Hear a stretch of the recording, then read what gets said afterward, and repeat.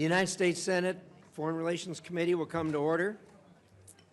The United States Senate Foreign Relations Committee will come to order. Thanks to our good crew. It wasn't orderly to begin with, but it's orderly now, thanks to our Secretary of State, Marco Rubio. And we welcome here distinguished alumni of this committee, and I know he's always glad to come back here. Distinguished alumni of this committee, and I know he's always glad to come back here. Marco, we haven't had this kind of excitement since you've been here last time. I know you think this is the way it is every time. Marco, we haven't had this kind of excitement since you've been here. In any event, we're glad to have you. Every time, but it's not. In any event, we're glad to have you. The Secretary has 4 hearings in these 2 days. Information Committee. The Secretary has 4 hearings at 12:30 in these 2 days. So we'll use the usual hard stop at 12:30. To that end, we'll use the usual. First of all, I will the way we do things here, and that is, and then first of all, Senator Shaheen, I will, and then we'll turn the floor over to statement. Rubio, then we'll do Senator Shaheen, 5, and then we'll turn the floor over to round of questions. Then we'll do based on 5 arrival time minute round of questions. With that, based on arrival time. So with that, Secretary, it's good to see you here again. Though you're not on the Hill often, a lot has changed, obviously, since the last time you testified on the President's International Affairs budget last year. The Department has undergone a major reorganization, making it operate more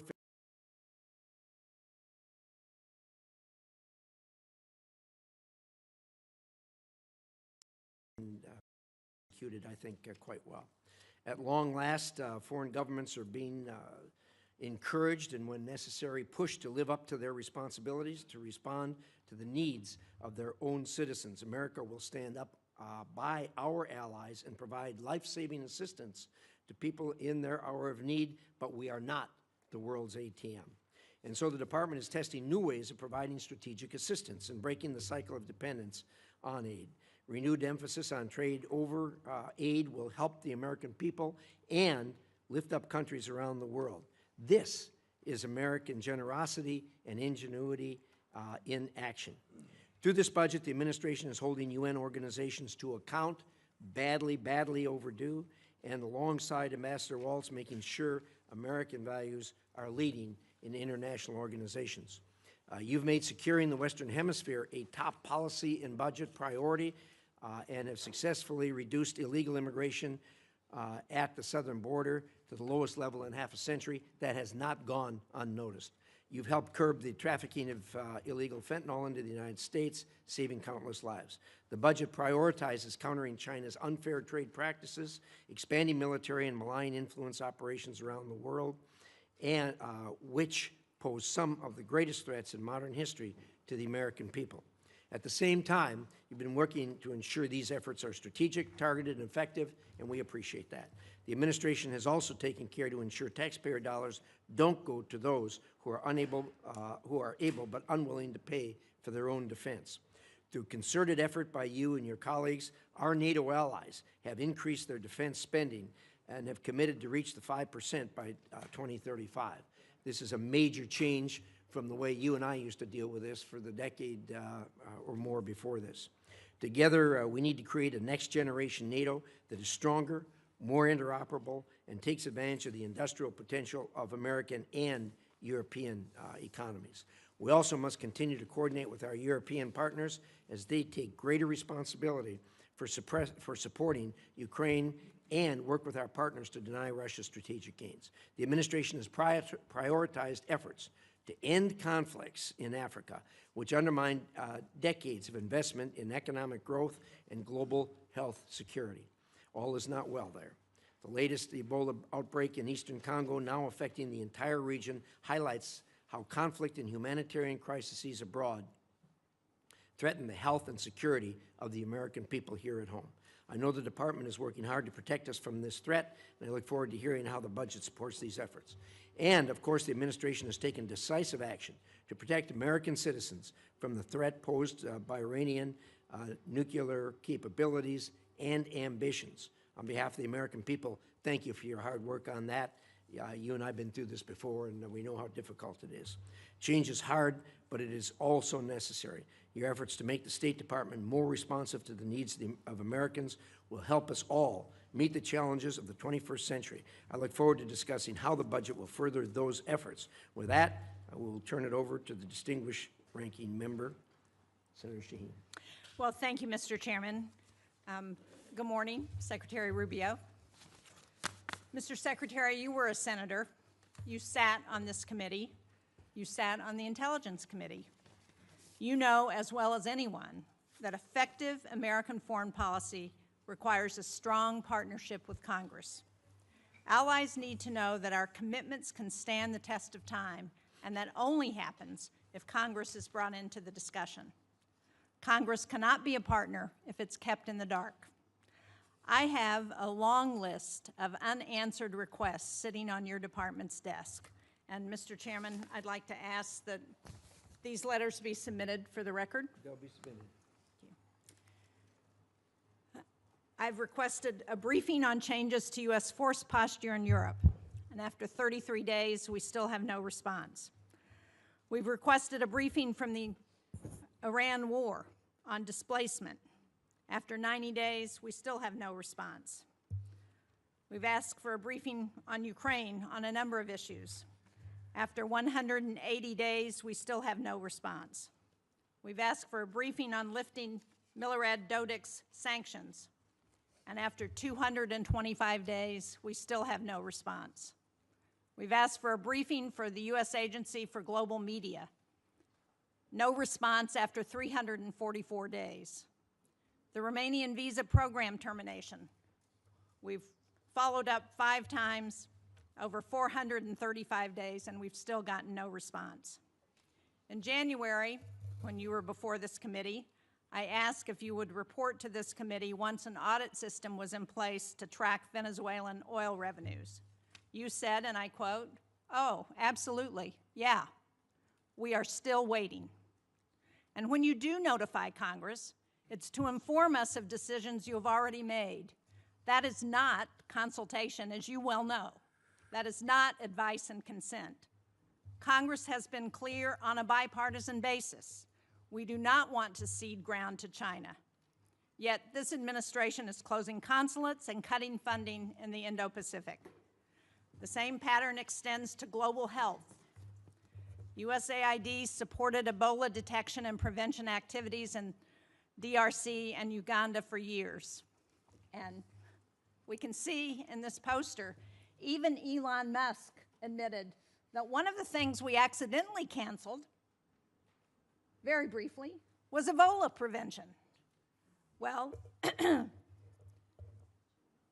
those programs were dismantled, and today we have to screen for Ebola at Dulles Airport rather than in the DRC and Uganda more than 7,000 miles away. You're asking for a 44% reduction in the State Department budget. That includes eliminating funding to the World Health Organization. It includes eliminating all disease-specific funds in the middle of an Ebola crisis that's affecting Americans. Yet, no one from your department can explain to us why this is a good idea. You sent Congress one notification saying you needed $19 billion to close out USAID. Then you sent another saying you needed some of that money to respond to disease outbreaks. Congress has asked for an explanation, and we still have not received one. The same pattern extends to our alliances. I just returned from a bipartisan delegation to the Arctic. We are on the verge of losing the very alliances that we have built for decades because the President manufactured a crisis over Greenland. And nowhere is that clearer than with Russia. In 2017, you wrote, as a senator, that Vladimir Putin will never be a trusted ally or a reliable, constructive partner. But since taking office, you, the President, the Vice President, Steve Witkoff, not one of you has been to Ukraine. And yet, your envoys talk to Putin on a regular basis. The President has invited him, given him the red carpet treatment on American soil. But yet, you won't come up here and brief Congress on any of it. And decisions Congress has made on Russia have been systematically undermined. Congress passed support for Ukraine. The administration has slow-walked it. And instead of sanctioning Russia, the administration issued oil licenses that have sent billions to Moscow. Congress has asked what this approach has produced. Russia has conducted 5 times more drone strikes on Ukraine since 2024. More U.S. businesses are being directly targeted than at any point in this conflict. And Russia is providing targeting intelligence to help Iran hit our facilities and personnel in the Middle East, while we're helping them fund this war. When I talk to my constituents, they ask for economic relief at home, not regime change in Havana or Caracas or Tehran. Instead, you sent Congress a war powers notification saying we are not in active hostilities with Iran, while the U.S. was conducting strikes against Iran and Iran was bombing U.S. embassies and bases throughout the Middle East. That was not consultation. It was an attempt to avoid answering to this committee and this Congress about this war. Congress has asked basic questions about the war. Why are roughly half of our Patriot interceptor stockpiles gone? Why does the Strait of Hormuz remain closed? Why is gas up $1.50? Why did 13 American service members lose their lives in this war?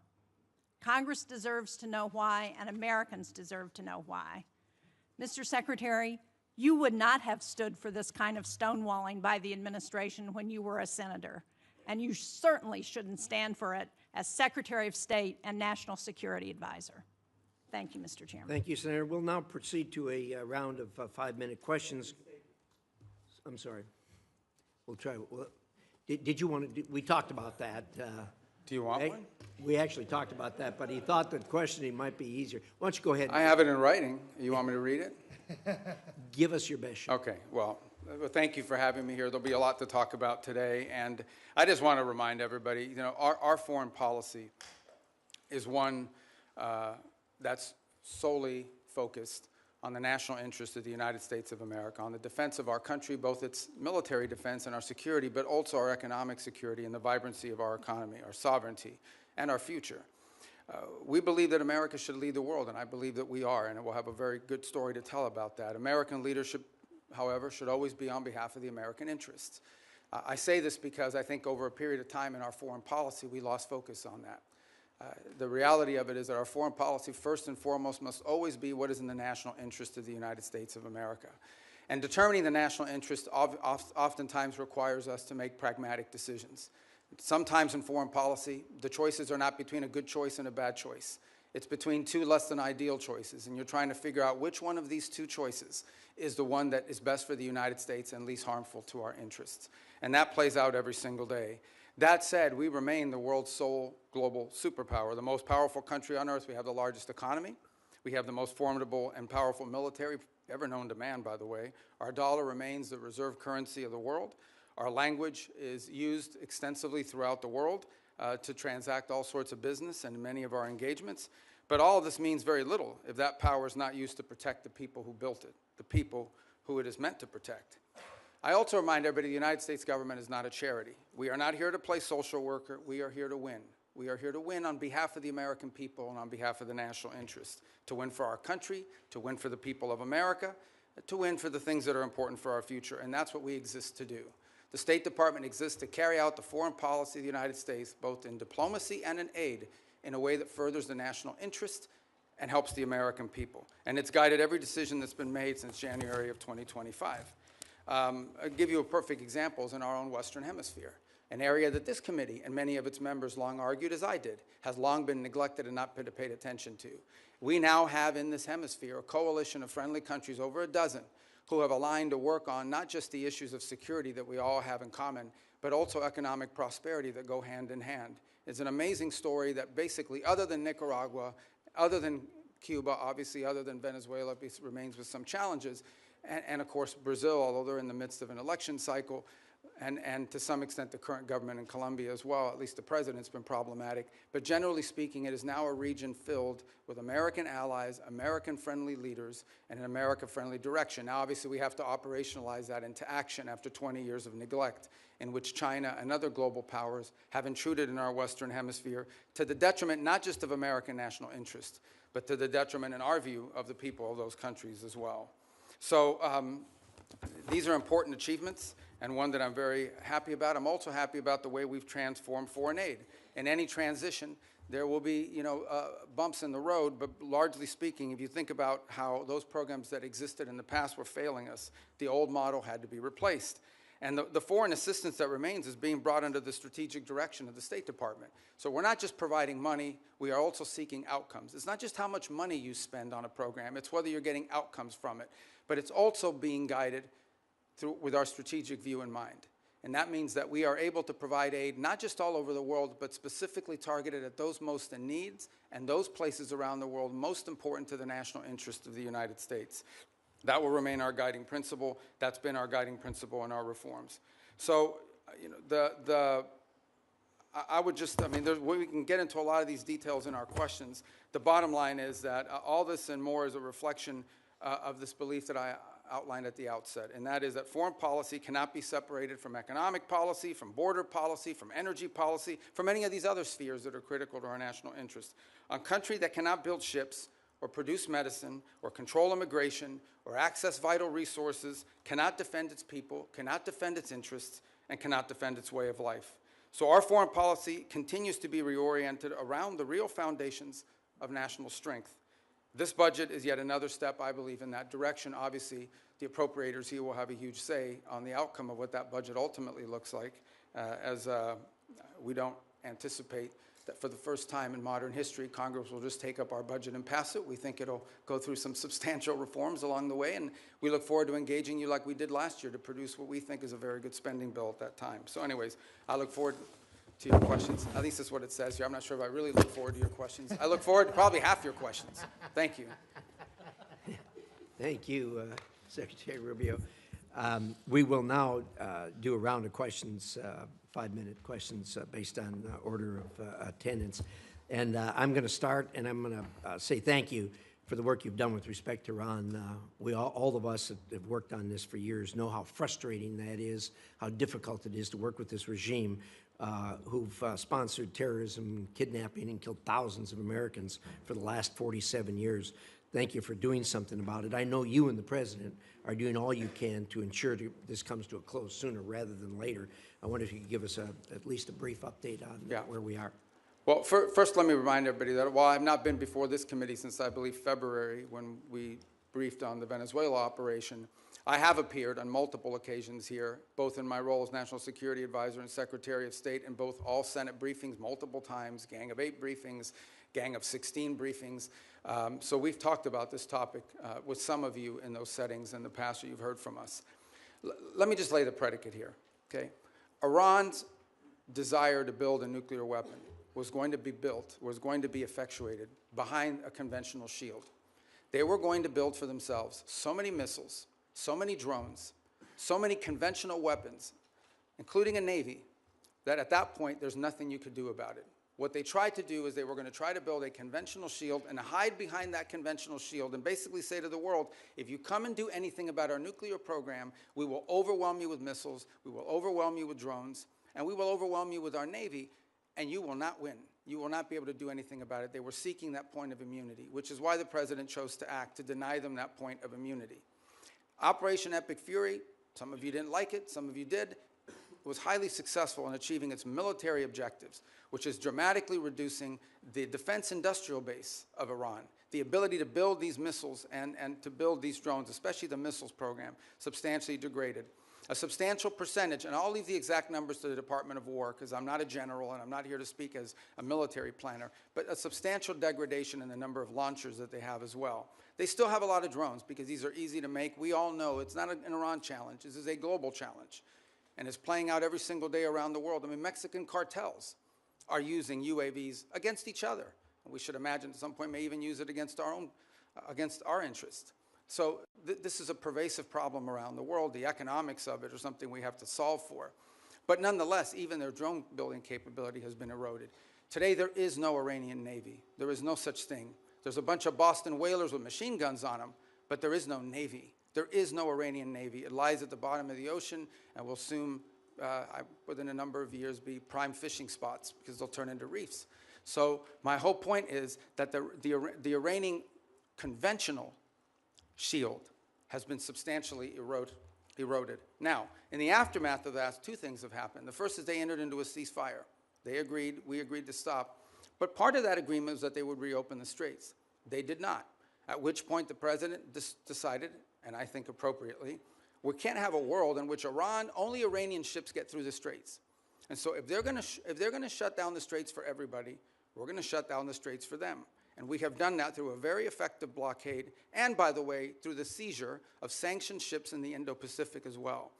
The cost to Iran every single day in lost revenue is in the hundreds of millions of dollars that they are losing in lost revenue that they're not generating as a result of that.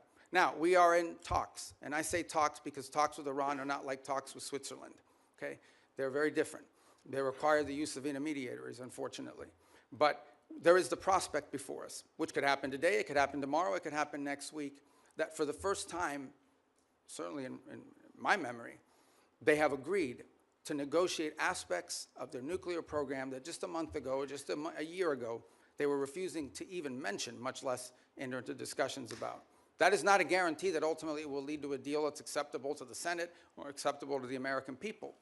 But we'll be able to engage them in a process to truly test the proposition of how far they're willing to go.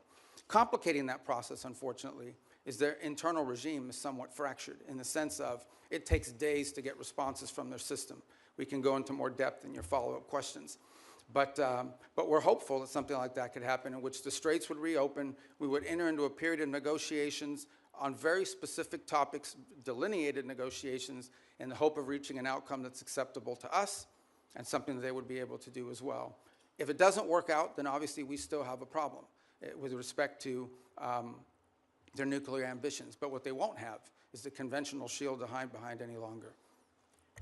Thank you, Secretary. I'm going to ask one more question. Hopefully this will shorten as we go around. There'll be more questions, obviously, on that topic. But I know you just got back from China not long ago. Could you give us a quick update on the state of U.S.-China relations? Yeah, look, I mean, China and the United States are the two largest economies in the world, the two most powerful militaries in the world. The Chinese government and the U.S. government have to speak. I mean, it's not a choice here. We have to have some measure of communication, if for nothing else, in order to de-escalate potential points of conflict that could lead to something broader. There are obviously very significant irritants in our relationship with China. Some of these are long-term problems that we know we're going to have to address. And so what we're trying to do is manage a period of strategic stability while recognizing that there are areas of our relationship in which we are going to have struggles, not just for years, but perhaps for decades. We recognize this. But I think as much as anything else, we have to recognize that the United States and China have to be able to have points of dialogue and speak to one another.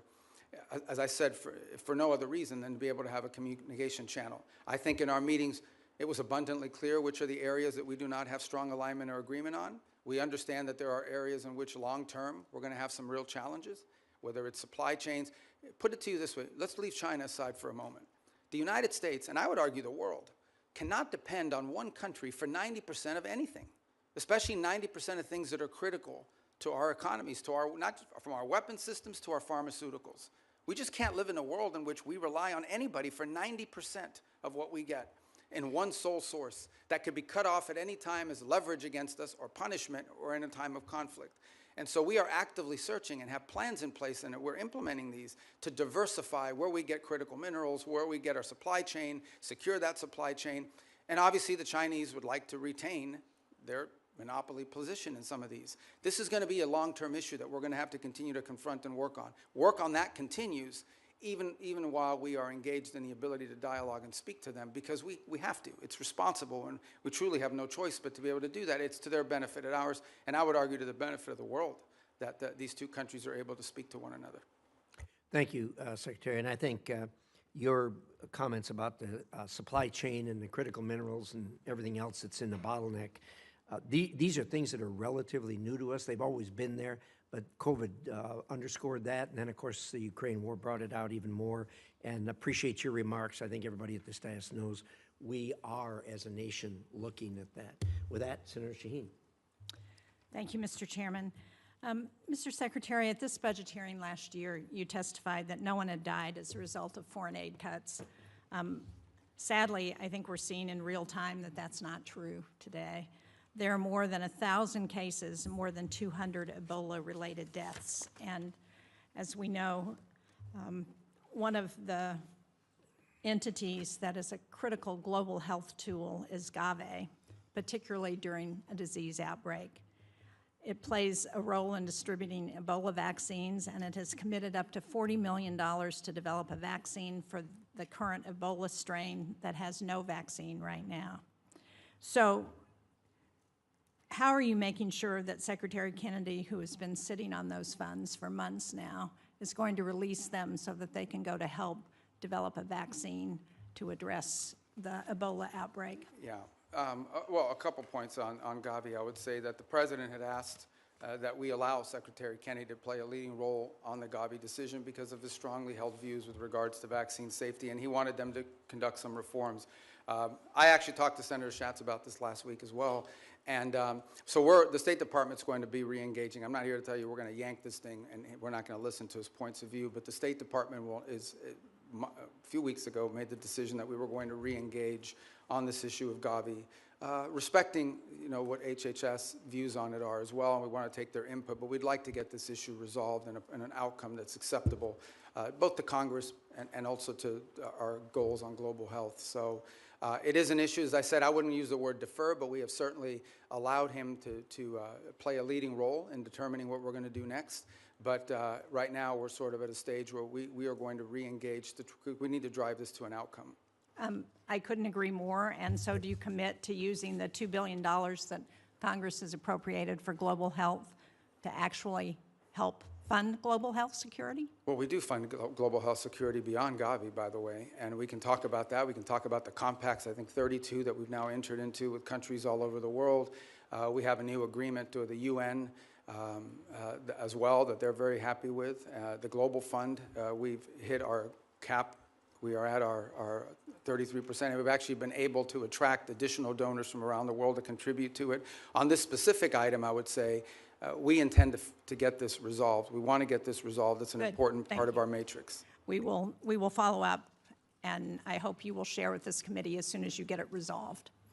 I want to go to Russian oil sanctions and general licenses, because President Trump gave Russia a lifeline, allowing it to sell oil globally through licenses issued by the Treasury Department.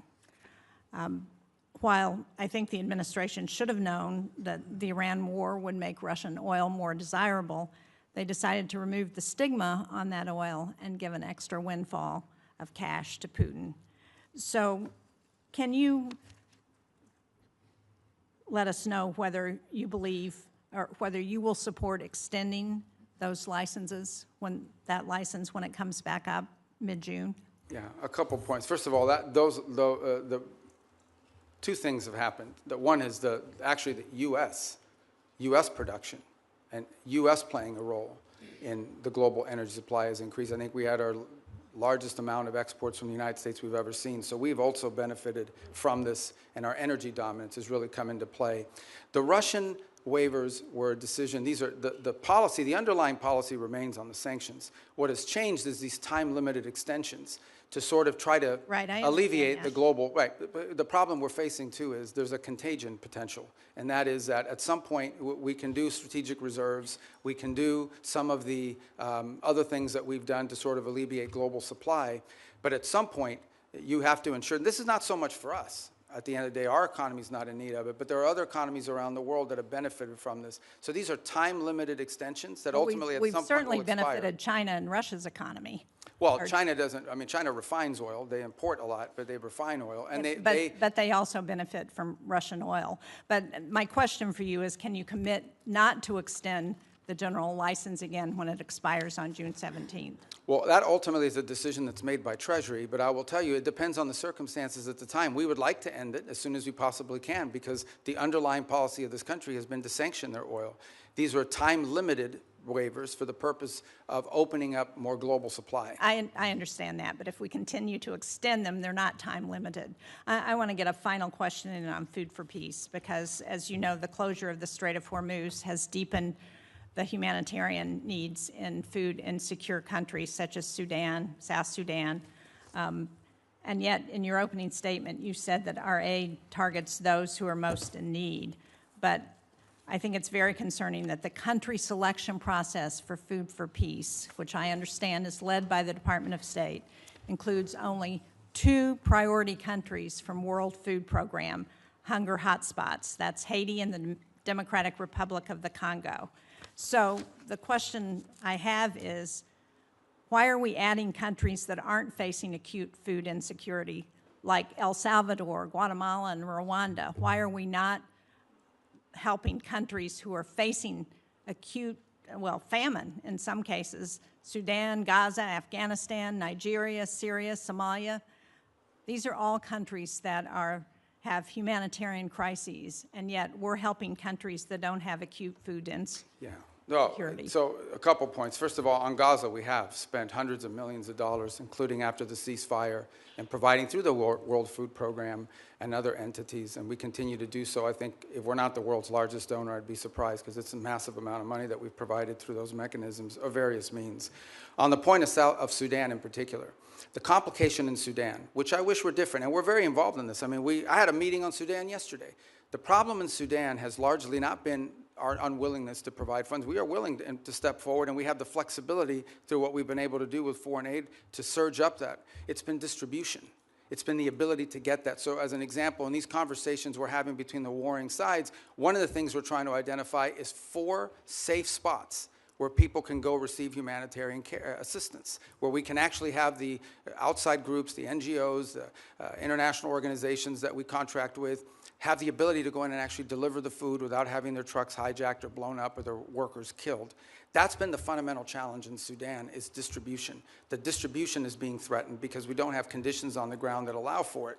And so to allocate money towards something that we can't distribute is unwise until we have that in place. That's deeply tied to the ability to have a peace deal, which I can tell you has been very frustrating. On the one hand, with Sudan, we had a donor conference in Berlin. I don't want to interrupt you, Mr. Secretary, but I'm out of time, and it doesn't explain why we are providing food for countries that are not insecure. I appreciate the challenges in Sudan. We have those challenges in many places. But because we have dismantled the distribution network when we eliminated USAID, we've exacerbated those challenges in countries around the world, and we are not providing the help based on humanitarian needs, and that's my concern. Thank you, Mr. Chairman. Senator Ricketts. Thank you very much, Mr. Chairman. And Mr. Secretary of State, thank you for being here. Really appreciate it. Good to see you. Communist China is trying to win the AI race, and they will use it, for example, to dominate our military if they're able to do that, and so many other ways. A world where Communist China is dominant in AI is very bad for the United States and for the entire world. That's why it's critical that us and our allies cannot lose this race. Semiconductor supply chains, particularly semiconductor manufacturing equipment, SMEs, are critical to winning this competition. It's one area that Beijing is spending billions and billions of dollars to be able to produce chips in China, and they've failed to be able to produce those high-end chips so far. President Trump understands this better than anyone because the Trump administration was the first to utilize export controls on SMEs to slow down Communist China's advanced chip-making industry. Since that time, key allies and partners have also imposed controls on SMEs to China. However, their controls have not been as restrictive as U.S. controls, and this has allowed certain foreign countries to backfill the Chinese market with critical dual-use tools. Secretary Rubio, do you agree that export controls on SMEs are critical to maintaining our technological advantage over Communist China? It is. It's actually where it's most critical is in the high end. the areas, that are not legacy, that are broader and that allow for that. I think on the broader point of AI, we share your view. One of the initiatives that I think Jacob Helberg's done a great job with at the State Department is Pax Silica, in which we signed up all these countries around the world. I think we're up to 13 or 14, and including ourselves and others who hope to join as well, in which we can create this global consortium for all of the elements of the AI supply needs. It's not just the innovation, it's obviously access to the minerals and the critical elements necessary in order to produce these chips and all the things that it will take to lead the world in AI. I think it is safe to say the United States right now is a global leader on AI. I think it is also wise to say that that lead is not irreversible. It has to be sustained, and there will be a real challenge in sustaining it. And we're going to have to stay focused on it. The good news is I do think we have a system of global alliances that view it the way we do. And we want to lead on it because it's not just about leading the technology in AI. It's about also leading in the standards that will govern how AI is used.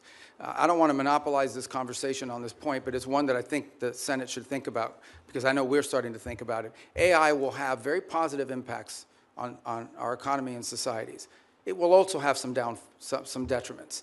There will be white-collar jobs in this country that will be impacted.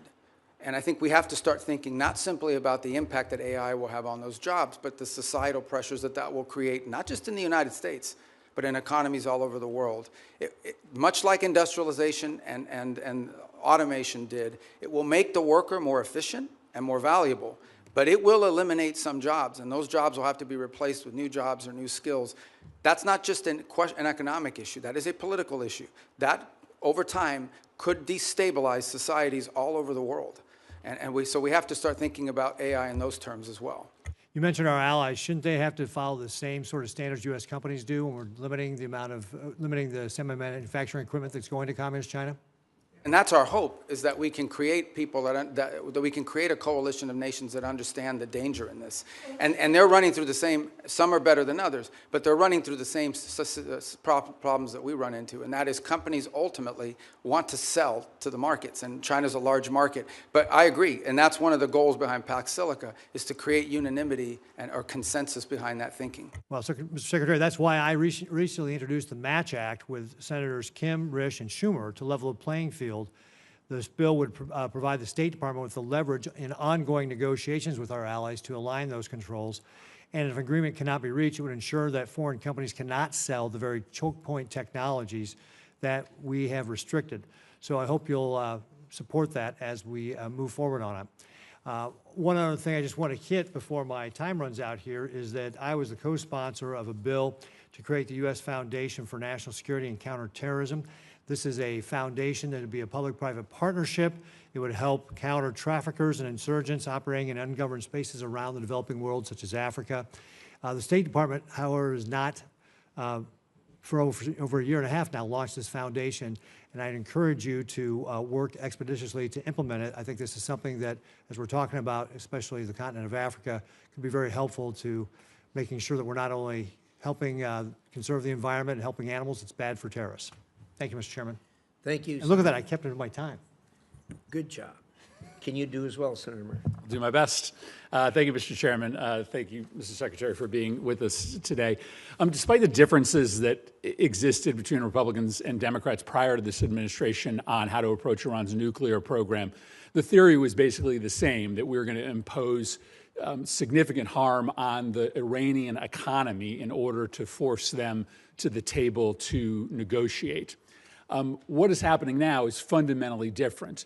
This war and the administration's decision to blockade has now held the entire world economy and the U.S. economy hostage to the ability to negotiate an agreement with Iran. This is why the entire country is seized by the question of when there will be an agreement, because apparently, until there is an agreement, the Strait of Hormuz remains closed. There is a cost to the Iranian economy, but now there is a devastating cost to the U.S. economy.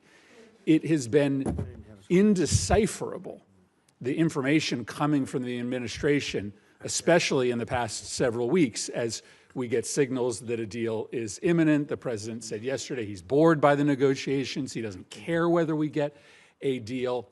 Very briefly for a picture. I think it's really important for us to understand what your bottom lines are, what you're asking for in this negotiation, what commitments you need Iran to make in order for you to release the blockade, and we hope for them to release the blockade as well. So give us a little insight into what your bottom lines are, what is going to get the strait reopened, because this is kind of the only question that matters for American consumers right now. And every day we get wildly different signals from the president as to whether he even is engaged in this question as to whether the strait is going to reopen. Yeah, I think your question gets right to the heart of the matter. So I think it's a good question. Let me first bifurcate two things. The only reason there's a blockade, the only reason why there's a U.S. blockade is because Iran has closed they're firing on commercial ships, and they've mined large segments of Hormuz, international waters.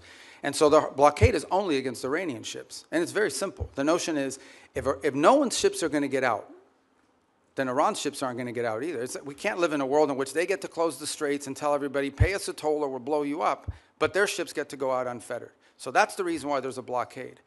There wouldn't have been a blockade if Iran had agreed to do what they said they would do when the ceasefire kicked in, which is they were going to open the straits.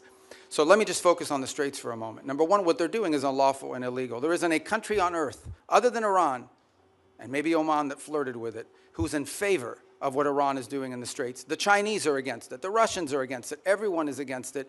The whole world is against it. So condition number one is they have to reopen the straits. And reopening the straits means the following. Ships can sail through international waters the way they can do through other choke points around the world without being fired upon, without paying a toll. That's condition number one. But the strait is closed because of our decision to invade Iran. This is a consequence of our military action. So I guess I'm not interested in litigating that question. We all know why the strait is closed, because you took military action against Iran, and we knew ahead of time that that would be their likely response. The question is, how are we going to get it reopened?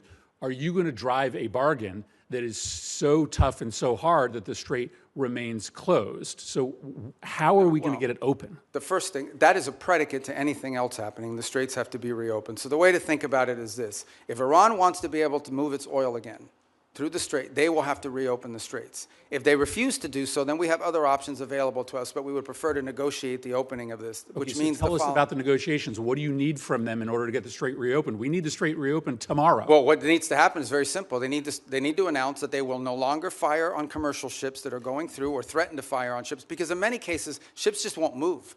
They won't go, not because they got fired on, but because of the risk of being fired upon. And so they have to announce very clearly, the straits are now open. We're not charging a toll. We will help remove the mines that they put in there, and they will not fire on ships. But the president says they also need to make commitments on their nuclear program. That's what I'm asking. Oh, I see what you're saying. What commitments do they need to make in order for the strait to be reopened? Well, the second thing they have to agree to as part of this is, so in addition to the straits, that's the predicate that opens the door to phase two. Phase two is they have to commit to very specific negotiations on highly enriched, the disposition of the highly enriched uranium that still is buried deep in a mountain somewhere. They have to agree on negotiating severe and long-term limitations and or cancellation of enrichment activity in their country. In the second phase of negotiations. Well, obviously, these are highly technical matters, so I don't think you could work those out in 5 days. That would require a team of experts to meet over a 30, 60, 90-day period and work out the details. But they have to commit to their willingness to do that. For example, they have to commit to say, we will dispose of the enriched uranium, and the question now is, what are the mechanisms by which we do so? That can be negotiated. Final question. In order to get to that second phase, are you willing to release sanctions or release frozen money that the United States is withholding from Iran? Right now, everything that's been discussed with them is that any sanctions relief. Now, remember, sanctions come, there's international sanctions, there's congressional sanctions, there's executive sanctions. So some we can release and some we cannot. But any sanctions relief is condition-based, which means it has to be in return for the reason why those sanctions were put in place in the first place, which is their nuclear program. So yeah, look, Iran is being sanctioned because they enrich uranium. Iran is being sanctioned because they've highly enriched uranium. Iran is being sanctioned because of their nuclear activities. If they agree to give up those things, there will be sanctions relief associated with their commitment and compliance You will not give with them those sanctions agreements. relief just in exchange for reopening the strait. No, that's not been discussed. That's not been offered. Senator Hagerty. Thank you, Mr. Chairman. And Secretary Rubio, it's good to see you here. I want to commend you and the administration for actually implementing a foreign policy that advances America's interests. Thank you. If we could, I'd like to start with the Philippines, an area that we know very well. It's a geographic center of the Indo-Pacific region. It's an area that is along critical sea lanes where a tremendous amount of world trade and energy commerce actually move. A strong alliance with the Philippines clearly is in U.S. national security interest. It leads and supports our freedom of navigation. It also helps us deliver regional stability along the South China Sea, a very critical area, particularly in the face of a very aggressive posture that the Chinese have adopted. I want to recognize my colleague, Senator Kane, who's worked with me to put in place the Philippines Enhanced Resilience Act. That's $500 million of FMF grants. It's $1 billion of loan guarantees per year to strengthen the Philippines and the United States alliance to make us more interoperable and more capable. Mr. Secretary, I'd just like to get your comments, your vision on the role of the Philippines in the United States alliance. It's actually, I spoke to President Marcos on Sunday, and have had multiple engagements with them at a personal level. We've had visits. A couple good points here. The first is we've actually entered into agreement with them in which I believe it's an old U.S. military facility inside the Philippines that will now serve as sort of I think it's a 4,000 acre. I'm very familiar with the area. Yeah, you know it. And that we'll be able to do a lot of our activities together with regards to our joint interests in developing on AI and high tech and diversifying and helping diversify their economy. The second is to continue with our defense commitments that we've made to them and the ability to interoperate joint exercises, which we've done now multiple times over the last year. Obviously, we're very concerned with Scarborough. We've seen in recent days, and we've demarched and made a very clear note. This issue came up during the first meeting with the Chinese. It's come up in every engagement I've had with the Chinese, and it's come up again now very recently through diplomatic channels, and that is we're very concerned about recent activity once again near Scarborough and the buildup of infrastructure that appears to be exerting, territorial claims that we have long argued are not valid. This is one of those irritants in the long term that I think we'll continue to have to manage. But I view the Philippines as a critical partner, and I think over the last, I would say, couple of years, our relationship with them, particularly under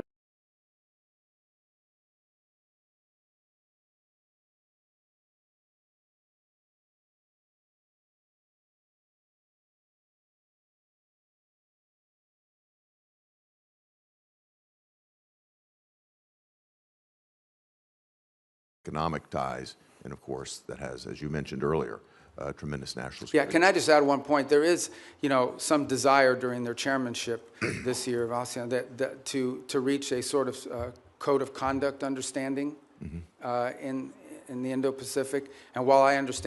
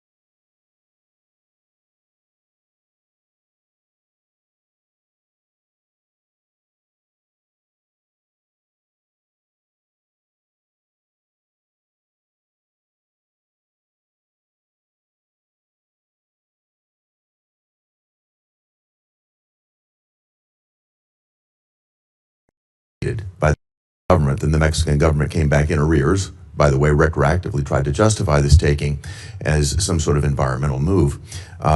Sadly, we had to fight pretty hard, the previous administration, to not allow this to happen. And I think it's going to take more bipartisan effort, certainly you'll have it from here in Congress, to push back on any government's effort to try to confiscate American corporate property. What that will do is have the effect of minimizing or basically reducing the incentive or de-incentivizing our foreign investment in other countries, which again, I think hurts the mission that you're on. I'd love to get your perspective on how the State Department will stand up for American investments overseas. We do every day, and in fact, one of the great benefits of our reorganization is that it has empowered the regional bureaus. You know, you used to have a set-aside economic bureaus that would do these things separately from the missions in the field, and having been a former ambassador, perhaps you experienced that. We've now empowered the regional bureaus, and through it, by extension, the embassies, to play a leading role in economic diplomacy. And so I would argue that virtually every engagement I have with a foreign leader involves some economic component to it. And I would say if you talk to our chargés and our ambassadors around the world, I would say more than 50% of their engagements now have to do with economic matters, and they involve one of two things. Either A, finding creative opportunities. In essence, the host country will say to them, we have these areas, these industries of investment. And the embassies will take an active role working with the Bureau to identify American companies who could potentially go down there and see if there's an opportunity for them. And the second is what you just pointed to, and that is protecting existing American investments. Because the point we make with everyone we interact with is, you can't ask for American investment into your countries when you have a history of expropriating, of takings, and in some cases, it's a local official that's trying to extort an American business and say, hey, I'm the sheriff or I'm the local police officer. If you don't pay us, your workers won't show up to work tomorrow. We have problems like that as well around the world that involve the local level. And it's become a leading part of our diplomacy. And it's happening at the embassy level, which is where I think it really needs to be led. That's where your field generals are, and I applaud the sea change, and you know you've got support on a bipartisan basis here in the Congress to move this forward. Thank you, Mr. Secretary. Thank you, Senator Hagerty. Senator Kane. Thank you, Mr. Chair, and thanks to Senator Hagerty for mentioning our work together in Philippines and Mexico. Mr. Secretary, you won't be surprised that I'm going to ask you about the Western Hemisphere. You and I traded the gavel on the ranking on the Western Hemisphere subcommittee when you were on this committee, and that was good, productive work. I want to ask you about Operation Southern Spear, the operation to strike boats in the Pacific and the Caribbean, that dozens of operations have now killed more than 200 people. Have you been involved as Secretary of State or National Security Advisor in discussion about the targeting criteria that are used to decide which boats we should strike? No, but not because I've avoided it, but because those are largely legal decisions, right? So but if you haven't been involved in discussion, as the National Security Advisor, are you aware of what the targeting criteria are? Yeah, I mean, they go through so every strike has a legal officer on the deck that has to make a determination about whether the call is legal or not. And this is done by the Department of War, the way it's been done in other theaters around the world. Here's what I want to ask you about. So you're generally aware of the targeting criteria. I'm not allowed. I know what the targeting criteria are because of briefings I've had in this committee and the Armed Services Committee. It's all been in classified.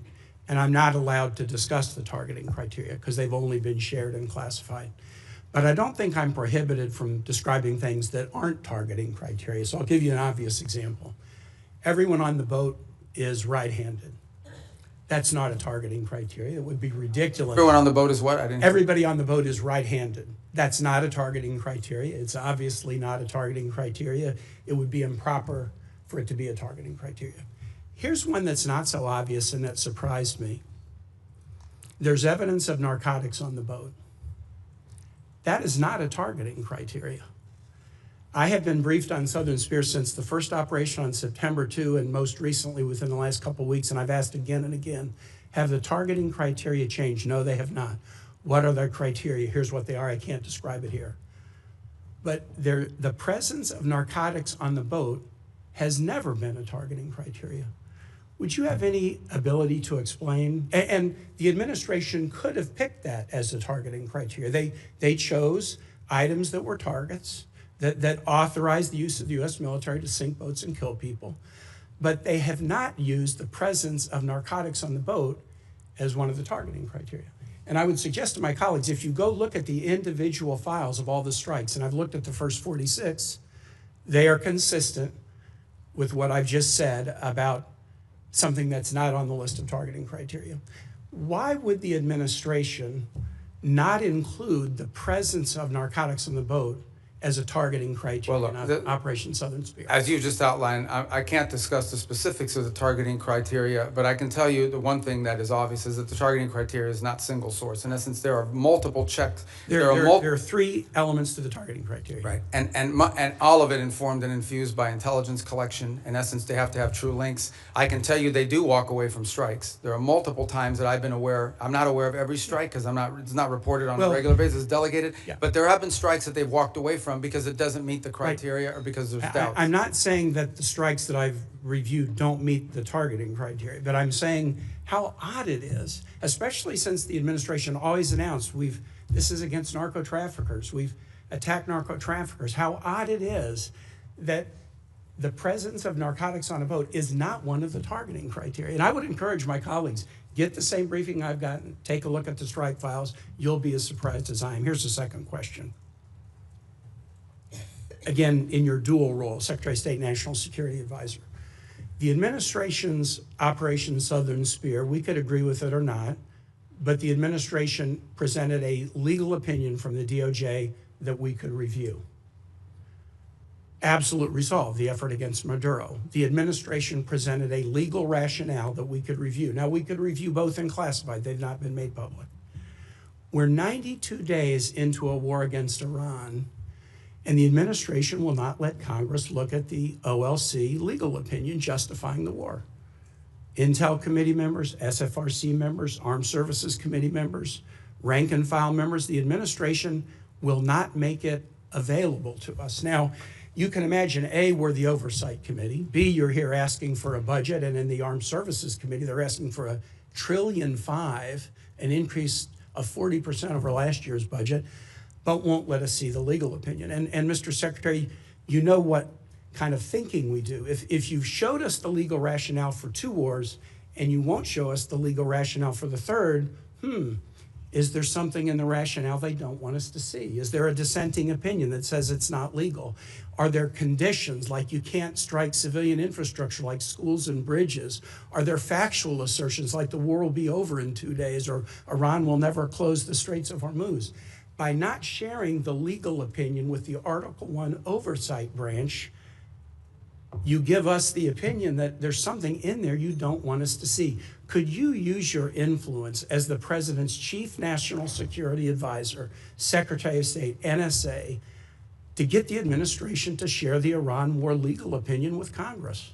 Well, look, first of all, obviously the Department of State does not develop the legal opinion. That's But you're the legal counsel. You're the Chief National. So I think what you're asking is why haven't the Office of Legal Counsel provided it? They don't work for the National Security I'm Council. actually They don't work asking, for me. will you use your influence as Well, I will President's certainly Chief inquire as to National why. Security Here's what I'll do. Advisor? I can certainly inquire as to why it has not been available. I don't think there's a reason why. I am not aware that. In fact, my understanding is they have provided documentation to the committee and Not the opinion. as part of the war. Not the opinion. Well, that's different. And you wouldn't accept that. All right, well, let me take sitting that on back this and ask side the of Office of dais. Legal Counsel. But it's certainly, they provided the legal rationale for the strike. You're asking for the actual written opinion the way it was Which in the they other. provided us All in right, I Southern understand. Spear and Absolute Resolve. I'll Thanks, take Mr. that Chair. back. Thank you. Senator Lee. Thank you, Mr. Chairman. Thanks, Secretary Rubio, for being. You look like rickets. I apologize. This threw me off a second. Well, look, bald is beautiful, and we new cock. can't help that. But thanks for all of your efforts. You are a very effective spokesperson for not only President Trump and the administration, but for the United States, and I'm grateful for that. Was wondering at the outset if you could talk to us a little bit about the fractured Iranian regime and how that might be making negotiations more difficult. One of the things I've wondered, for example, are whether the diplomatic Iranian channels are sort of crosswise, at odds with, or working hand in glove with the IRGC, which is itself causing a lot of these ceasefire violations, or is it all sort of coordinated chaos to try to undermine and tip the scales in favor of Iran in the negotiations? Yeah, that's a great question. Let me try to give this answer to you in a way that's not boring or wonky, because it's been a shift. Obviously, the original Supreme Leader, the one that was there, is no longer with us. His son takes over. Nobody hears from him for a month. By all reports, open source reporting, I think you've all seen it. He was severely injured in the same strike, and so forth. Are you confident he's still alive, by the way? Yeah, I think there's indications that, in fact, we've not heard from him publicly. We haven't seen him publicly. And I would imagine, given what's happened to multiple leaders in that system, being very public is probably not something that's recommended for them internally. But that said, I think there are indications out there that he is increasingly engaging at some level, although all of his communications have been in writing and through intermediaries. So the way to think about it is the following. You have the supreme leader, and understand that at the end of the day, the supreme leader in their system there really is no analogy to it in our system or anybody else's system. It is a theological office. It was the head of the Islamic republic in the sense of the ultimate decision maker. And every major decision has to be run by them. They are advised by a council. It's not clear if it's 6 people or 8 people, but there is a council made up of both IRGC and other elements of the regime that surround that supreme leader. And ultimately, that council has to sign off on anything. And then there are the people you see on TV, like Arachi, who's out there every single day, and Golubov, who's the speaker of the Majils, who's been playing a pretty prominent role. And they are the ones that they have sent to negotiations and so forth. It is our view of the system, as we understand it, and as it's been expressed to us both by the intermediaries and by Iran directly, that what Arachi and Golubov bring or take from us, they then have to run back to this council and ultimately get guidance from them. And that process oftentimes takes 3 to 5 days to get a response. Now, some of it is logistical. They're operating probably using couriers and things of this nature. Part of it is internal fissures on exactly what they should agree to or not agree to. I think the second point that needs to be driven in this regard is that there is evidence that there are communications issues within the regime as well. So, for example,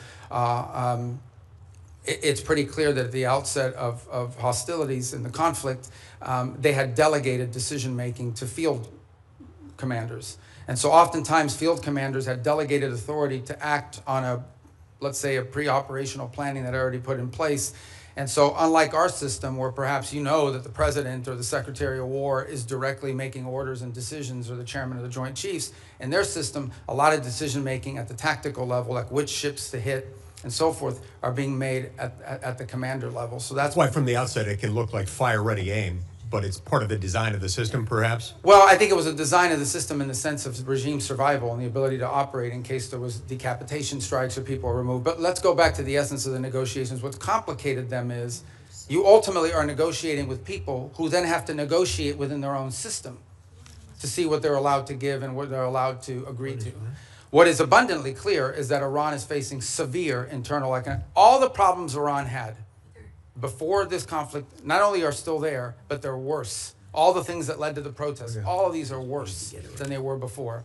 And I think there's definitely elements within that regime that understand it. And then there are other elements of it that are more immune to it and perhaps more resistant to making agreements. And so what we are working through is in many cases, is delays in getting the responses to people. And this is why you see reporting about there might be a deal in the next few days, because internally it takes time to get responses from them, sometimes upward to 5 or 6 days. Undoubtedly, they're using that to their advantage, sort of like the car dealer where the salesman has to go talk to his manager and make you wait and think about it for a while. Even more complicated than that. Even more complicated than that. One more question. I think we could benefit from hearing from you about the need to zero out funding for a couple of entities, including the National Endowment for Democracy and USADF. Can you tell us about that?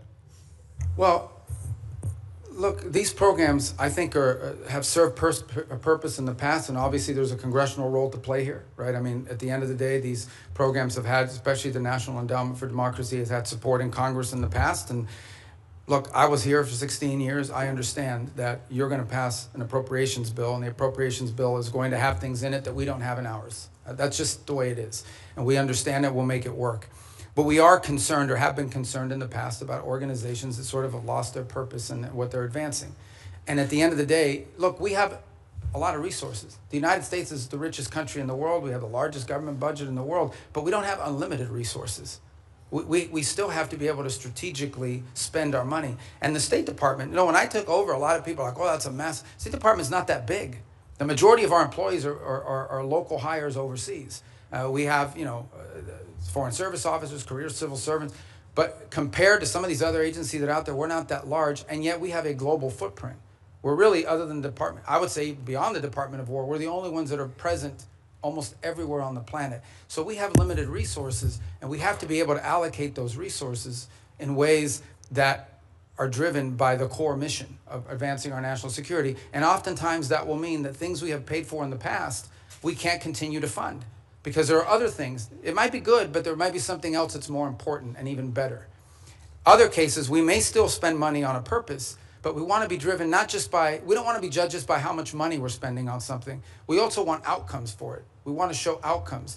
That's been the goal behind these MOUs, these compacts with the 32 countries that we've entered into in a week plan, is we're not just trying to solve the disease problem this year, we're trying to build the local capacity so that 5 years from now, they won't need aid anymore because their local systems can handle it. I'm saying 5 years, some countries may take 10 years, but nonetheless, that's the goal, and it's been very well received. Thank you. Thank you, Senator Lee. Senator Merkley. Thank you, Mr. Chairman and Mr. Secretary. Good to see you. As Senator Shaheen noted, you've expressed that no one died as a result of the sudden shutdown of AID. And I did ask you last time you were here about that, and I won't repeat all that, but I want to note that the folks who study this at the schools of public health, Harvard Chen School, the Boston University School of Public Health, estimate that over 500,000 children have died from that sudden shutdown. I want to kind of put a note on that. If you were to walk across this country, you'd see one dead child equivalent every roughly 30 feet. That's the level of carnage. I know you disagree with that, but many experts who are in this field, that is their estimate. And I hope you'll ponder that as we strive to rebuild our programs related to malaria, tuberculosis, AIDS, HIV, nutrition, and certainly infectious diseases like Ebola.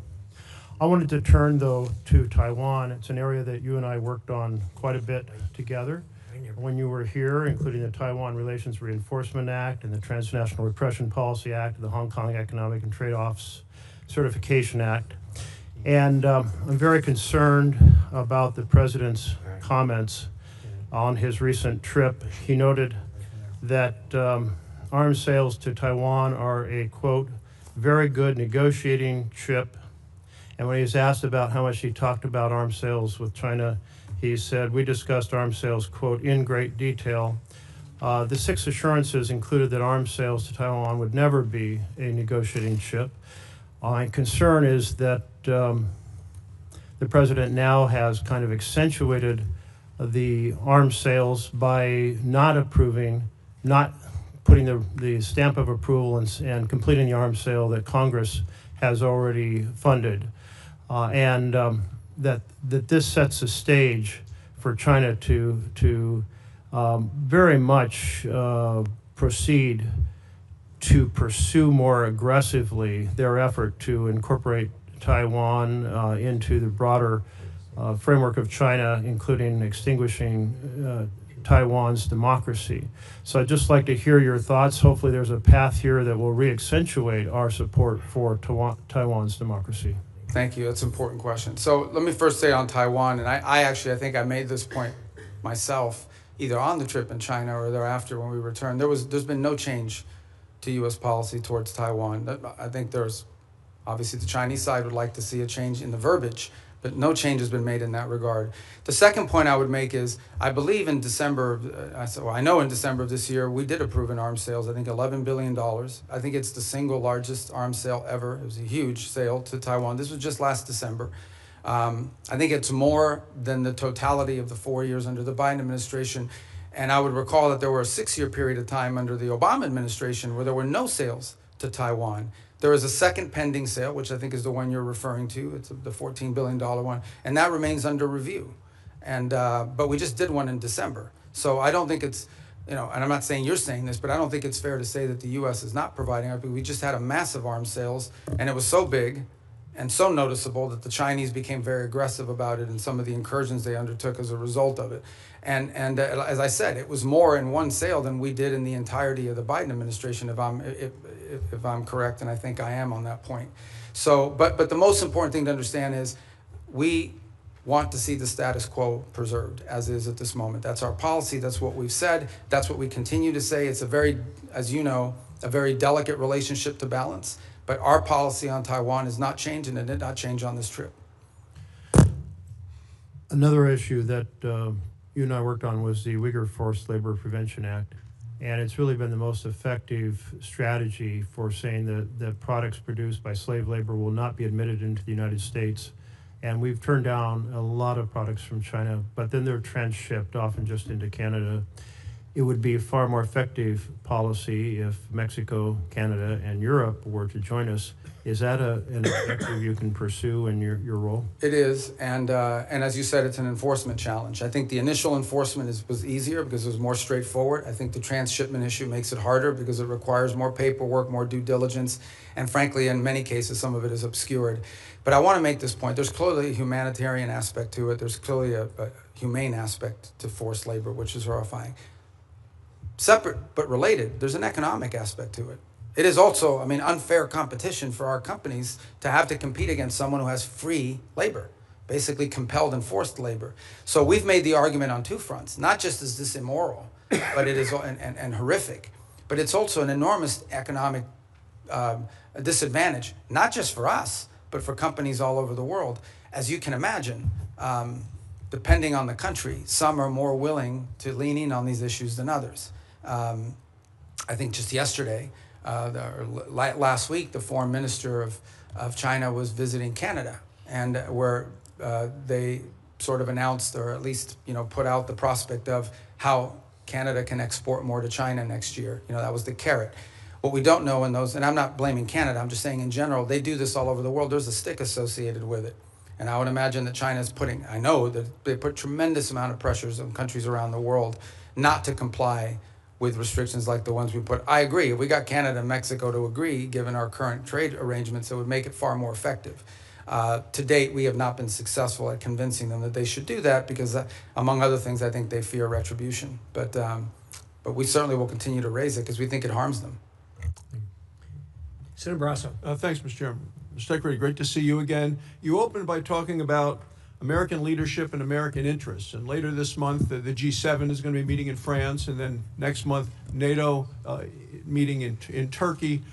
Just overview, what are the priorities you're going to go into those meetings with? G7? G7 and NATO, coming up next month in this. Yeah. Well, NATO would be a fun meeting. Let's start with the G7 one. The G7 forum this year has largely been focused, obviously, because of the Straits. So when I went to the foreign ministers meeting in March, a lot of the conversations in April were about the Straits. And the one point we've made is, and what's interesting is a lot of the countries involved there, even though it's not a military forum per se, the UK and France are members of it, they've put together this initiative, which they say they will send minesweepers and escort ships, but they will do so once hostilities is ended. Kind of a catch-22. On the one hand, why do you need naval escorts if no one's shooting at the ships? That said, I don't diminish the utility of it because I would imagine the first few ships that go through are going to like to be escorted. So I think that's going to be a key feature of that conversation. I think there's a shared interest in all these countries on rare earth minerals and supply chains generally. I think there is a growing global consensus, and we had a great, maybe a few of you had attended part of it, we had a great ministerial here earlier this year on rare earths and supply chains that brought in dozens of countries, and all the G7 countries were represented at it.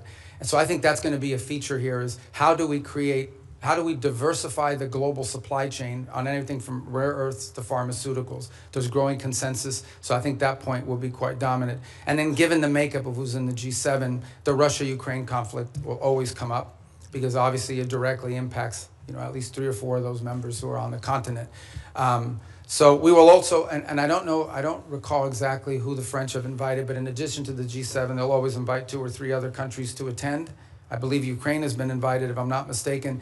There's usually a couple other countries that they'll invite that are not members of G7.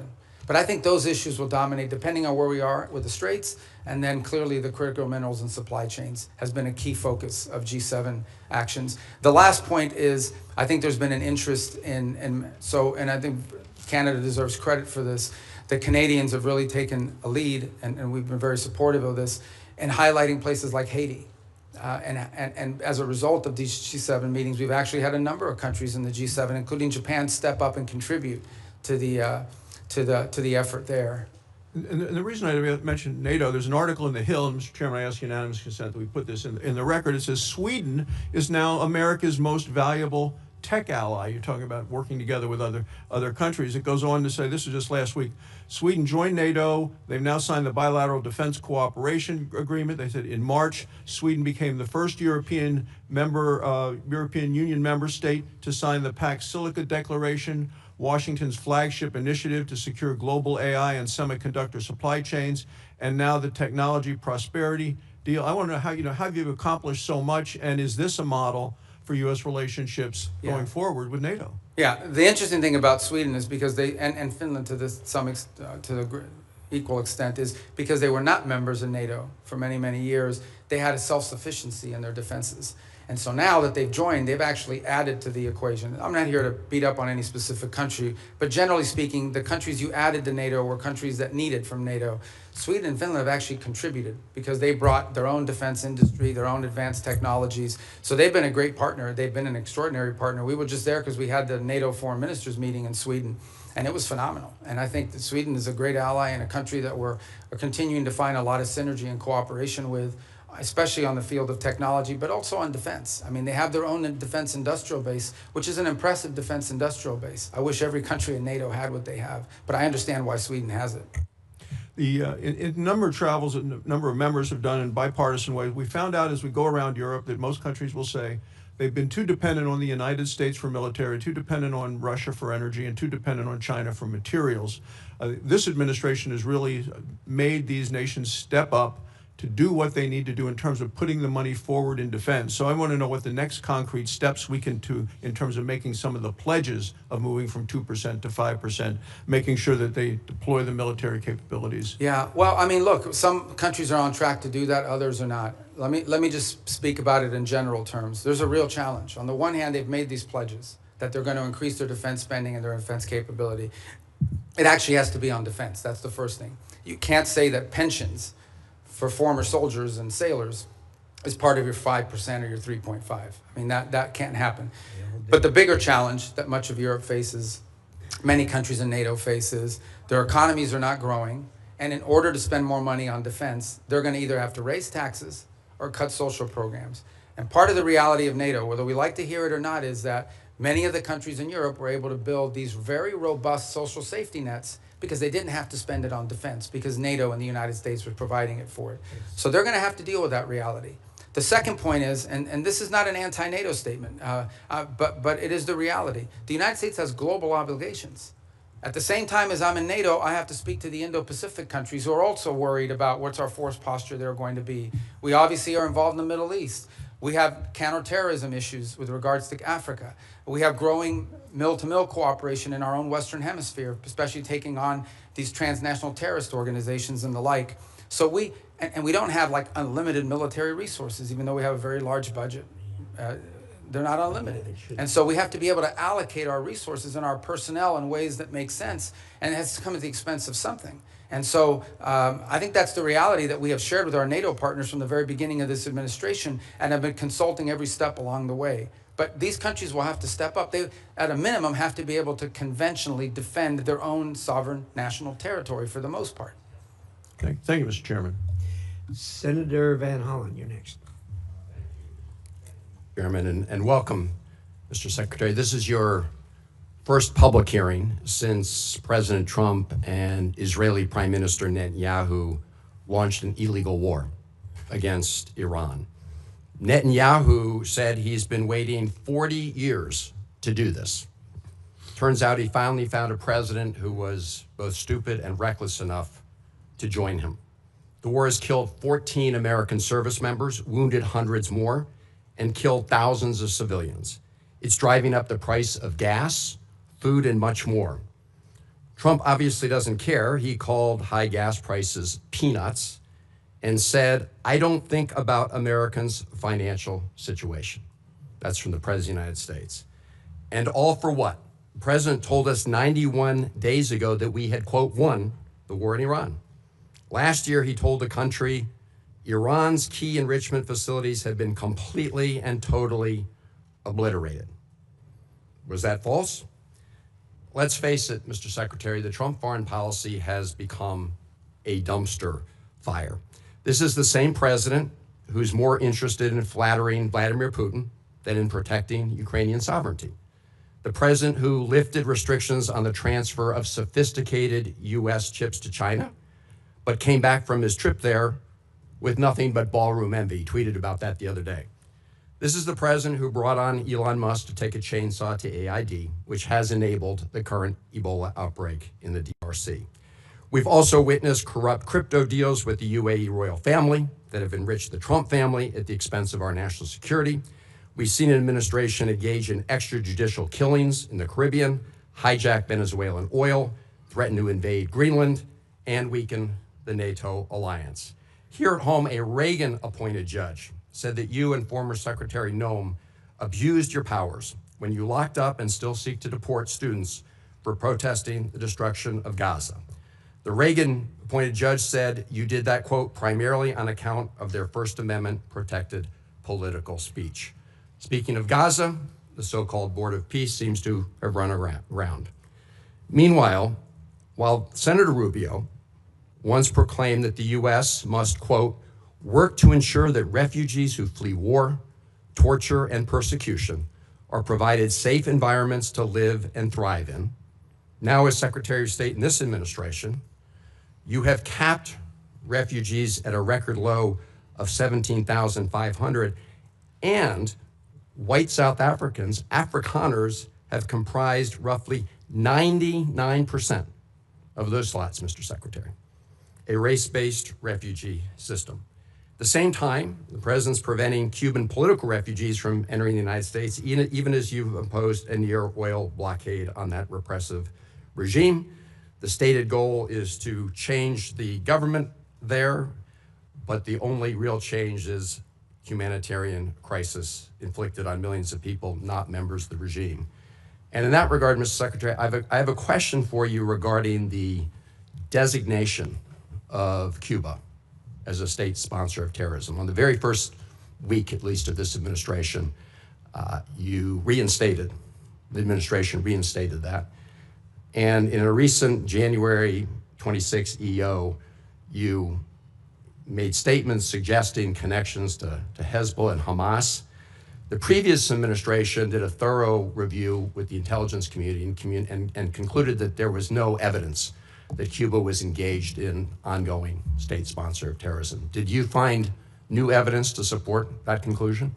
Well, first of all, let me just say that's your question, but you made this long statement of which I disagree with most of it. We won't have time to address every point that you made. So let's stick to Cuba specific, because that's the question that you asked. Cuba has sponsored terrorism, and it's been supported groups. For example, virtually every left-wing, radical, violent terrorist group in the Western Hemisphere has at some point relied on support from Cuba. The ELN, the FARC dissidents, including them, have been involved there. We also know, for example, that Cuba continues to host a pretty substantial collection intelligence sites on behalf of the Chinese and the Russians. But you look at the region and you look at all of these leftist Marxist terrorist organizations, all of them, in many cases, got their seed money from the Cubans. If I can move on. I noticed you did not answer my question, because my question specifically related to whether there was new evidence to support that conclusion. I can just tell you. Why would I need new evidence? Because you're claiming that they're a state sponsor of terrorism, suggesting they're ongoingly involved in that. My final question to you, Mr. Secretary, relates to the Al-Aqsa Mosque complex. There have been reports that the United States is working with Israel to take away the Kingdom of Jordan's custodianship over the Al-Aqsa Mosque complex in East Jerusalem. Can you confirm today that there's no... I'm not even aware of those reports. There are reports, so I was hoping you could confirm. Is that like a media report, or? There have been several media reports. Ah, well, you know the media is always accurate. No, they're not, and that's why I'm getting... Yeah, no, I've never even heard So that. if That's you the could first just- time I even hear anybody discuss that. All right, well, I'm glad to hear that, Mr. Secretary. But we have a great relationship with Jordan, you know, and we're very helpful. So I've just never heard that before. You should, I don't know what article you're referring to, just give it to me, I'll look at it. I'm happy to. Is it a credible website? or? I'm glad to hear you say, Mr. Secretary, there's no truth to it. I've never heard that discussed by Thank you. anybody. You're up next. Oops, I'm sorry. Senator Deans was here earlier. I apologize, Senator. Senator Deans. Chairman, thank you. Ranking Member Shaheen, good to see you as well. One of the underreported successes for your diplomacy and this administration is what's happened to the peace agreement, a landmark agreement between Armenia and Azerbaijan. I know, Mr. Secretary, you just were in the region most recently. a major step forward for a region long beset by conflict, nearly 40 years of a hot war. And through your leadership and President Trump's leadership, you've brought true peace to an area of the world sandwiched in between Russia and Iran. It was creative thinking that led to the establishment of the Trump route for international peace and prosperity as a solution to some of the stickier issues in that negotiation.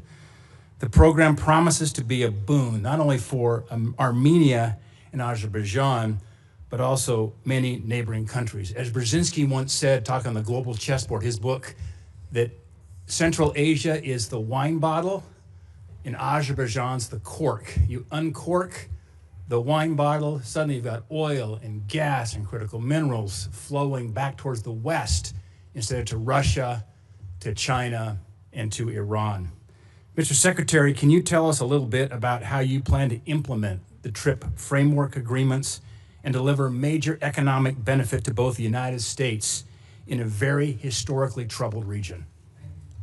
Thanks. Actually, as you said, I was there last week, or was it Tuesday maybe? We signed the TRIP agreement between the U.S. and Armenia, and this is, you described it as a corridor, which I know it's the anchor of a peace agreement with Armenia and Azerbaijan, and that's critical, but it's much more than just the anchor of a peace agreement.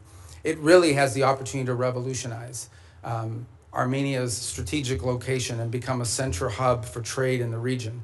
It solves the issue of access that Azerbaijan cared about, and it was an irritant in their relationship, but it does much more than that. It has the ability to transform the Armenian economy in a very powerful way. Here's the other thing that it's done. You know, for a long period of time, our relations with Armenia were quite stagnant, and in many cases, I would argue, almost non-existent. It has also reinvigorated that relationship between our two countries and allow us to explore opportunities in all sorts of other fields.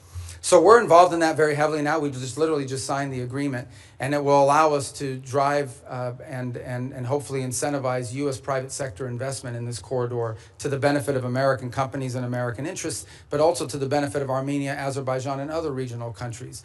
I would also argue, by the way, and just to point out, and I don't mean this again, I think this is pretty well understood in the open source reporting, the Russians are less than happy about our engagement there. I think there's evidence that they would like the current president to lose his election as a result of this growing relationship with the United States. To be clear, we're not there to infringe on Armenian sovereignty. We're not asking them not to be friends with other countries. We just want to be able to have a relationship with them that's built not just on peace. Peace is important, but that's just the beginning. It's the economic opportunities that it provides. There are American companies and American workers that will benefit from it, but the Armenian people will be the ultimate beneficiaries of this corridor opening. Just remarkable, and we were there together, in fact, last August at the White House when President Aliyev of Azerbaijan, Prime Minister Pashinyan of Armenia came to sign that agreement with President Trump's leadership. To think a Shiite Muslim country, Azerbaijan, and Armenia, one of the oldest Christian countries in the world, came together to sign a peace agreement was truly a breakthrough. And so it's an underreported story, in my opinion, Mr. Secretary. I think we need to get the story out. This is a critical geopolitical problem that has been definitely remedied by the leadership of this administration. Yeah, I mean, the key, Senator Daines, is going to be execution. Like, you can sign an agreement, you can have the things in place. We now have to make sure we are focused on driving it and ensuring that, to the extent American companies can contribute to the infrastructure, to the railway, to the highway, to everything that needs to happen in order for that corridor to open, and then the spin-off effect of it as well. We don't need to dominate it. We're not asking for an American monopoly economic, but we do want our companies to get a fair shake in there. And by the way, partnering with Armenian companies in many cases, so it becomes mutually beneficial. Secretary, before my time runs out, I want to bring up one very important final point. As you well know, I've been spending a lot of time over the past few years working with our friends in Central Asia, across the Caspian there, with the 5 Central Asian countries. Things are progressing well thanks to your engagement and encouragement and President Trump's. And we're seeing a lot of fruit from last year's C5+1 summit that was right here in Washington.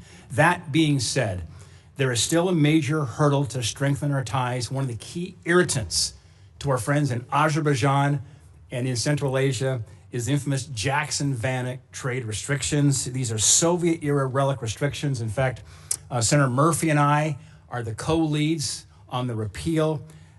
It's long past due that we get this changed. Mr. Secretary, is removing these restrictions a priority for you and your department? and removing them have a significant impact on our relations with Central Asia. Yeah, it's a detriment. We'd like to see it removed, and I think you should talk to the chairman and the ranking member about putting it on the agenda with you guys. They're right there. You can tell them. But It's finance. oh, it's finance. You don't have Finance committee. jurisdiction over that? It is. That's my job. And Mr. Secretary, There. Finance. Well, that's good. That's what I do too. It's not my job. It's you know. and our encouragement from our friends over in the House will be helpful. We'll work with you on that, Mr. Secretary. You should get it Thank you. passed. I mean, Thank you. look, We it need would to be get very done. helpful. Yeah, it would be. Thank you. Absolutely. First of all, let me say that I absolutely concur with the Secretary and Senator Daines with you. And I've talked to the President about this, as you know. And I have actually talked to the Chairman of the Finance Committee, who I know relatively well. We actually have a plan for going forward. You and I are going to meet on that here very quickly. I'm glad I have friends in high places, Mr. Chairman. Thank you. But no, you're absolutely right on that. It's just in the queue. So with that, let us go to Senator Coons. Thank you, Mr. Chairman, Ranking Member, Mr. Secretary, National Security Advisor. Good to see you again. I know from our service here together that you agree that China is the greatest national security threat that we face. And one of the key reasons is their repeated threats to take control of Taiwan by force if necessary.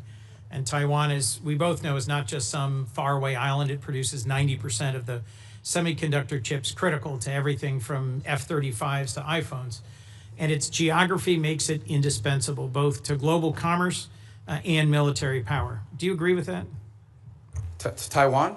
Yeah, it's not just strategically important in terms of where it's located. It also is the message that it sends to the world if something were to happen to it. Agreed. That's why for decades, really with leadership from the Senate in a bipartisan way, we've provided arms to deter the PRC's potential military aggression. In fact, you introduced the Taiwan Peace Through Strength Act of 2023. In January, Congress pre-approved a $14 billion arms package for Taiwan. It's been 6 months. We haven't received a notification. Have you advised President Trump to proceed with this? Yeah, it's under consideration. But I don't know if you were here a moment ago when I discussed. We just did $11 billion in December, which was, I think, the largest sale in history. I think it was more than the cumulative amount under the Biden administration. And I recall during 6 years of the Obama administration, there was zero gone to Taiwan. So some way you would argue that we're trying to make up ground. So why hold off on it now? Well, so the other 14 is being reviewed. It's under review. It hasn't been, I think it's been noticed, but it hasn't been reviewed. I mean, it hasn't been approved yet. So it's here's under my review under the concern. White House. Mr. Secretary, my concern is that President Trump has said publicly that arms sales to Taipei are a great negotiating chip with China. And my concern at a time when the PRC has been far more aggressive than they were in previous years, centerline crossing, circumnavigation of Australia, aiding Iran and Russia in their war goals and aims, frankly, literally helping Iranians target U.S. service members. I respect the importance of our having an open negotiation and relationship with the PRC, but in the meetings you were in Beijing, did the president offer to condition arms sales to Taiwan in order to placate Xi Jinping? Well, look, I'm not going to discuss what was the president's words in a meeting, and suffice it to say that that specific question you just asked, that's not the context in which the president has raised this in the past. When the president says it's a great negotiating thing, what he's really saying is it's because China, as you can imagine, always mentions this. Like this is a top priority for them. They are constantly talking about Taiwan arms sales, but that in no way is what is holding up our decision-making or the White House's decision-making. It is something the president will have to decide on the timing of when and how that is executed on. It's been approved by Congress. It's been noticed. The money's available. And as I said, we are just coming off the heels of a very large sale in December of last year. So there are a variety of reasons why these things don't happen immediately. Well, I'll just assert, Mr. Secretary, that there is more reason than ever for the administration with congressional support to continue providing robust military capacity to Taiwan, given that the PRC is more and more regionally aggressive. You also introduced and passed legislation in 23 prohibiting any president from unilaterally withdrawing from NATO. I assume this was because you recognize that our alliances are a key advantage against Russia, against China, against other adversaries. Do you still consider Article 5 an unconditional commitment? Yeah, so let me address that holistically if it's okay, because I think we have time to do it.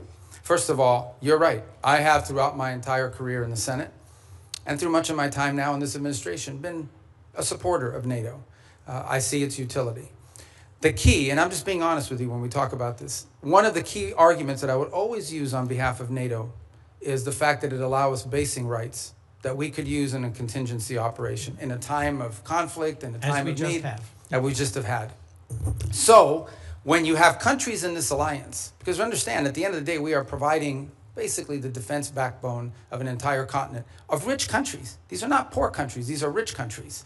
And the utility of NATO for us is that it provides these basing rights. Now we are living in a world in which some of these countries, I point to Spain as an example, openly brag about how they've denied us the use of these bases.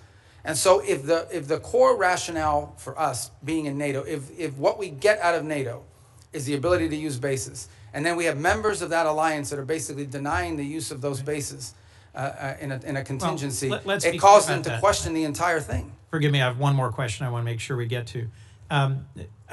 Is it not true that some of the challenges in our NATO relations have only come after President Trump threatened to seize territory from a trusted and reliable and contributing partner? Yeah, I don't think that's fair. I think he publicly said both. I know, but I don't use tariffs to coerce Denmark into giving up Greenland. Yeah, but just to tell you, look, if you go back and study the history of it, NATO tensions and debates within U.S. or whether we should be in NATO.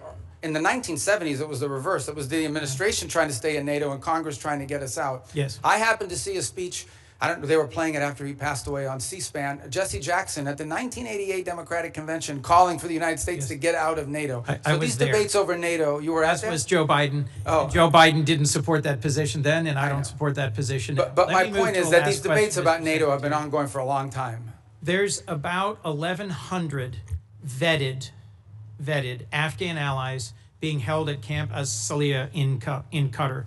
And that includes 400 children and 150 family members of currently serving active duty U.S. service members. They've been stranded there for a year and a half. And there is talk of sending them either back to Afghanistan into the waiting arms of the Taliban or into war-torn and now Ebola-infected countries like the DRC. And these are people who they or their immediate family members served alongside U.S. soldiers at great risk. Can you commit to working with me and others in this body to support the relocation of these vetted individuals to the United States, especially those who are family members of currently serving U.S. soldiers? Yeah, I can't. First of all, as you know, we're under an executive order now after the National Guard attack here, and so that happened last year. So we can't admit any Afghans at this point into the country. That said, you just pointed to them being sent back to Afghanistan. Our goal, we've worked on this, and we'll work with you on it, is we have talked to multiple countries. Now, I don't know of any single country that's going to take 1,000 people, but we've talked to multiple countries about taking several hundred of these people and allowing them to move to a safe location. As you know, we are operating under not just those restrictions, but broader restrictions about immigration into the United States after 25 million people entered this country illegally over a 4-year period leading up to this administration. The president just but I'll work with you to find the right places for them to go. We want that to happen. The president just raised the refugee cap exclusively to allow Afrikaners into our country. I would welcome a chance to work with you to find safe third countries for these Afghans. And I frankly think we ought to be revisiting our refugee policy, because the refugees who've come into our country in the past are the most vetted and often the highest contributing. As you know, my childhood church hosted a South Vietnamese family, and seeing the 5 of them become great Americans, entrepreneurs, contributors. It is refugees from oppression overseas, whether from Cuba or Venezuela, Vietnam or Afghanistan, who have long contributed to the United States. Thank you, Mr. Secretary. Senator Paul. I'd like to revisit for a moment the boats that were blowing up in the Caribbean and the Pacific that referred to as drug boats. I think it's interesting that the 3 secret criteria we're using to blow up the boats doesn't include whether they have drugs on board. I would like to add that the statistics from the Coast Guard also say that when we interdict alleged drug boats in the historic way, the way we've always done it, about 1 in 4 don't have drugs. We make mistakes. We see something suspicious about the boat, we stop them, and they don't have drugs on board. I would also like to add that drugs is not a criteria for blowing up the boats that are called drug boats, but neither is arms. So in order to blow them up, we don't have to say that they're armed or have drugs, and I think a lot of people would have questions, which I still do. I am glad to hear today, though, that the administration and the negotiations are willing to trade sanctions relief for removal of enriched uranium. I've said for a long time and argued for a long time that sanctions in and of themselves rarely, if ever, are of any value. I've yet to see any Chinese behavior that's changed because of sanctions. I've yet to see any Russian behavior change because of sanctions. I've really yet to see any Iranian behavior change because of sanctions. However, sanctions do have some leverage and ability to exact change if you remove them. So the removal of sanctions might actually have some hope. So I support the administration in this. Now, there are many Republican critics who have been vocal on the airwaves recently saying, oh no, we can never negotiate with them. These are terrible people. Well, you don't really negotiate with really friendly, good people. In a time of war, you're going to have to negotiate with an adversary. So I do commend and supportive of the idea of this. And the other thing is it's very verifiable. You don't have to wait for verification. You could say the trade sanctions end as soon as we get the 440 kilograms of enriched uranium. Now, it has to be dug, I guess, some of it from under a mountain of rubble, but at the same time be very verifiable. But what I would argue and what I would advise is that you really, why not offer everything? Offer all of the relief of virtually all of the sanctions if you get it. Now, you can wait if that's what you want, is the enriched uranium out and a promise. Now, the rabid hawks will argue, well, we're not going to negotiate with terrorists. We're not going to negotiate with bad people. Then they'll continue to have enriched uranium, and they'll continue to enrich uranium. So I do think that the argument that there hasn't been a military solution to this is largely proven by the fact that even though we've militarily obliterated their military, all of that is true. It's as Fred Ickley wrote in Every War Must End, that military victory doesn't always translate or lead to political resolution or to things that you want done. What we really want done is no more enriched uranium, and you don't enrich uranium, you give up on these hopes. But I would say that as we are looking at trading sanctions, you say there's some you can do on your own, there's some that are congressional. I would be bringing in the leaders in the Congress who can give up on these sanctions and hopefully try to get their voice saying yes, if they will give up. Because if you give up a few piddling ones that that won't change things, that the White House has the ability to do, and you still have all these congressional sanctions, if you're on the other side of that equation, you might say, we're not giving up the one thing we think is leverage, the enriched uranium, for maybe a little bit of sanctions relief. So I would say really go all in on it, because it would be verifiable. You don't have to wait and prove it. You would have to prove in the future whether they're enriching. But I think that is a good step forward. But it's also important for people to have a discussion of what diplomacy is, and that diplomacy doesn't always have a bad name. And frankly, I'm glad to hear that the administration is negotiating, and I wish you luck. And I'd love to hear your response in general. Well, first of all, the president's made clear the priority is Iran can never have a nuclear weapon. And what do they need to have a nuclear weapon? They need a couple things. They need the ability to enrich, that has been substantially destroyed but could always be rebuilt over time. And the second is the ability, and highly enriched uranium, that's 60%, that could quickly be enriched to 90% weapons grade. The second point you make is about sanctions. So that's the goal here. And the sanctions, first of all, there's a combination of sanctions. There's sanctions that block direct sort of activities that generate revenue. And that's problematic beyond the nuclear program, because they also use this revenue to fund sponsor terrorism like Hezbollah and others around the region. And then there's the frozen assets, which are related to sanctions, but these are Iranian assets that have been frozen that they don't have access to.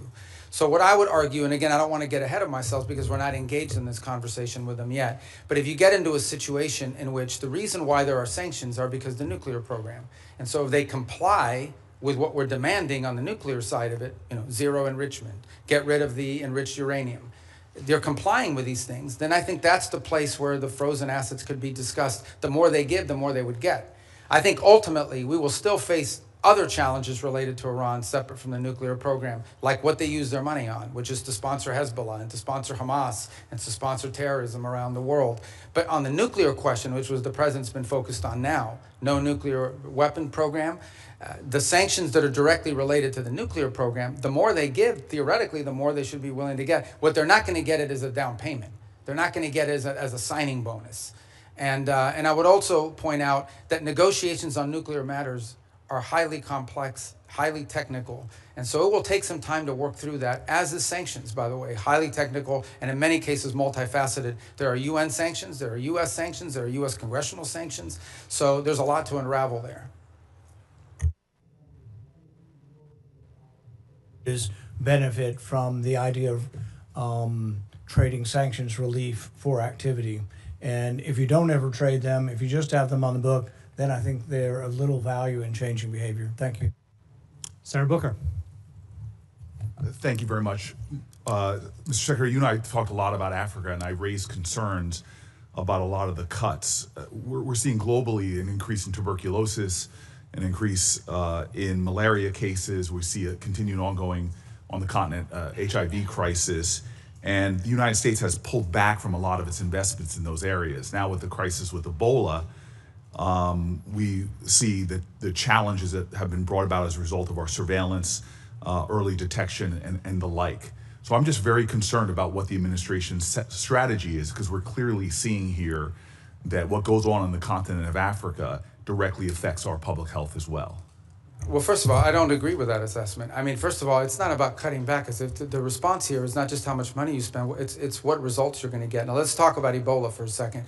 Ebola, the outbreak in Ebola was in a war-torn, isolated rural area in the DRC. That's where that began. Since that time, our response has been very quick, very rapid. Well, so you're saying you did not cut early detection periods. I'm not talking I'm about saying that whatever you're pointing to as the cut is not the reason why there was an Ebola outbreak. I'm not connecting the two. I'm simply saying. Well, you are connecting them. You said that our cuts... Senator Rubio, I'm not trying to get in an argument with you. I would really like to actually have my questions answered. So very quickly, we cut early detection when it comes to infectious diseases on the continent.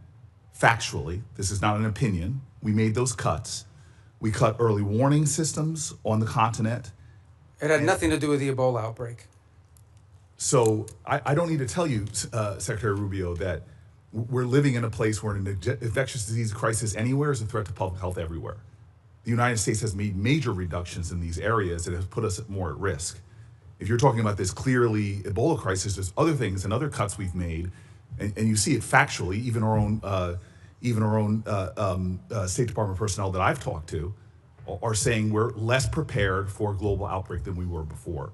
And my worry is, specifically in a budget hearing, is this budget makes even deeper cuts into the kind of things that could prevent the next outbreak, or, as we've seen unfortunately with COVID, have us more prepared.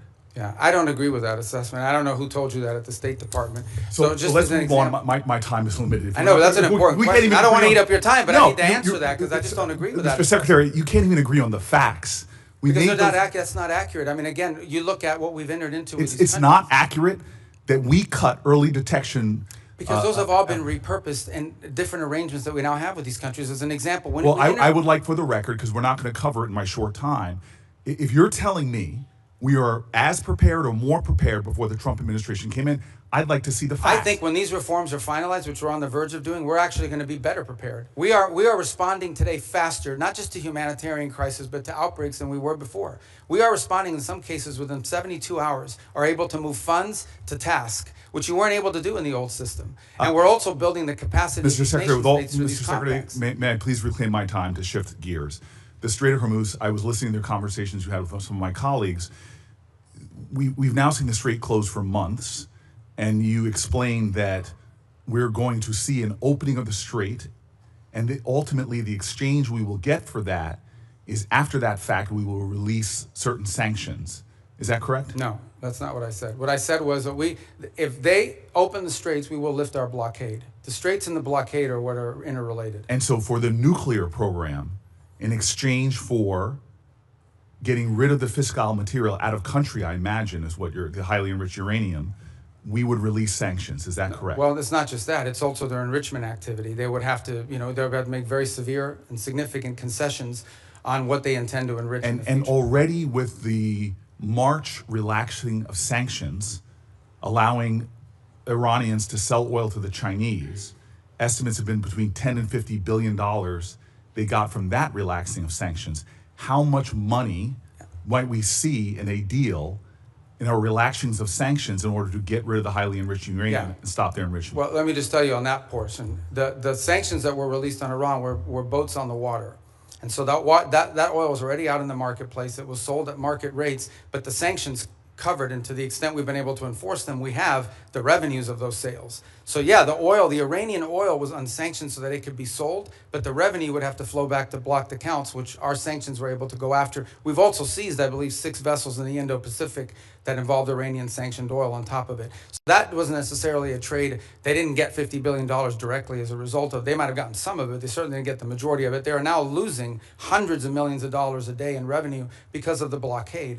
And the blockade exists because of what they're doing in the Straits. Right, and I guess the conclusion I have, and my time's expired, is that the Strait of Hormuz was open before this unjustified war. We're now scrambling to try to find a way to get it back opened again. Not only is it causing economic havoc to our country and to residents all around this nation, families trying to make ends meet, but you see on top of that, the Iranians finding ways to leverage that, as we allowed them to do with the Chinese for tens of billions of dollars.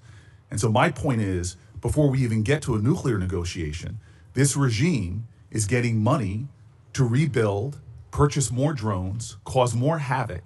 And this is before we're even trying to get back to But I apologize, I don't understand how they're getting this. What revenue are you referring to? Well, there's 2 sources of revenue we're seeing. One is the revenue from the Chinese, that's factually documented. And number 2, the revenue that you're proposing that they should receive by releasing all of their highly enriched uranium, as well as in making a commitment about their enrichment capacities. Yeah. Hold on. And that was the exact deal that you guys vilified, that the president and you vilified President Obama from having. Yeah. No, So I here don't we think those have are not a the worse same. situation Those are not where the same where our deals. adversary and our enemy, who's causing havoc in the region, who is funding proxies and terrorists, has discovered, thanks to you all, the power of shutting down the Strait of Hormuz. No, they didn't which discover. is They what- knew that a long time ago, and they've done it before. Clearly, we all knew that a long time ago. That's why this And they intended to do this at ill-conceived some point war in the should have future never as well. happened.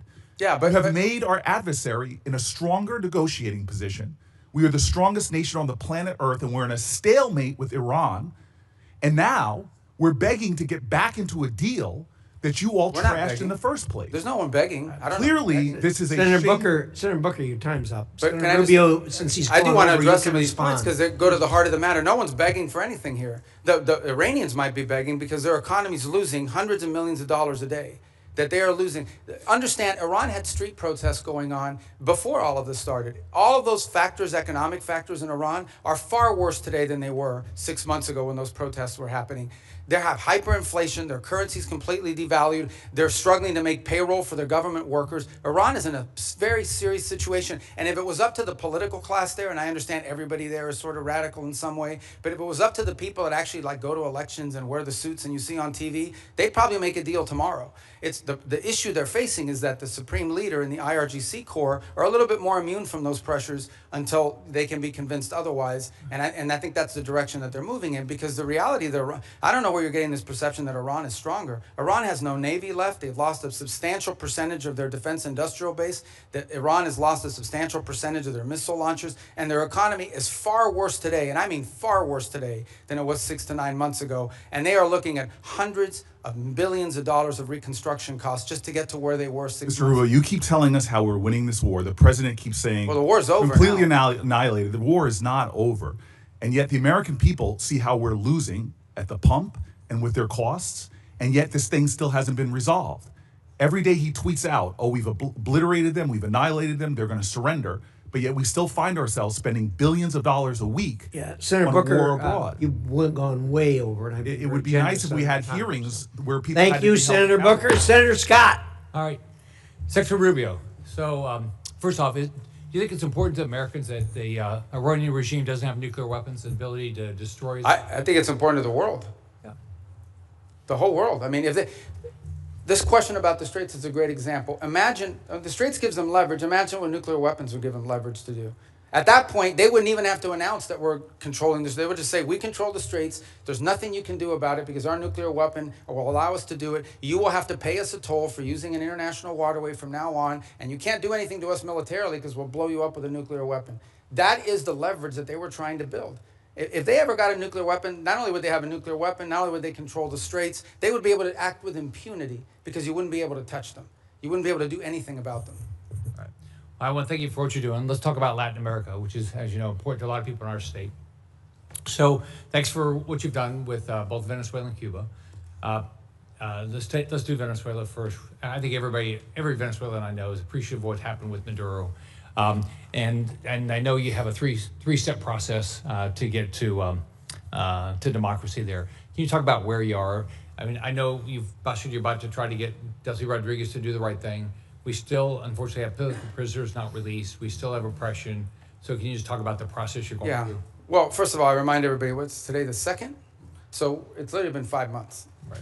Like, I know it seems like it was 10 years ago, but it's been 5 months. And I think Venezuela is in a better place today and in a better trajectory today than it was 5 months ago. Now, is it where it needs to be? Is it where it needs to ultimately wind up? The answer is, of course, no. Ultimately, in order to truly transition, they have to have multi-party, free and fair elections. But the conditions for free and fair elections are the following. First of all, you have to have a free and open media. And while you've seen independent journalists are now, for the first time, activated again, that has to exist. Political parties have to be given the space and time to organize. The National Electoral Council has to be reformed so that it has members in it that will actually accurately count the vote.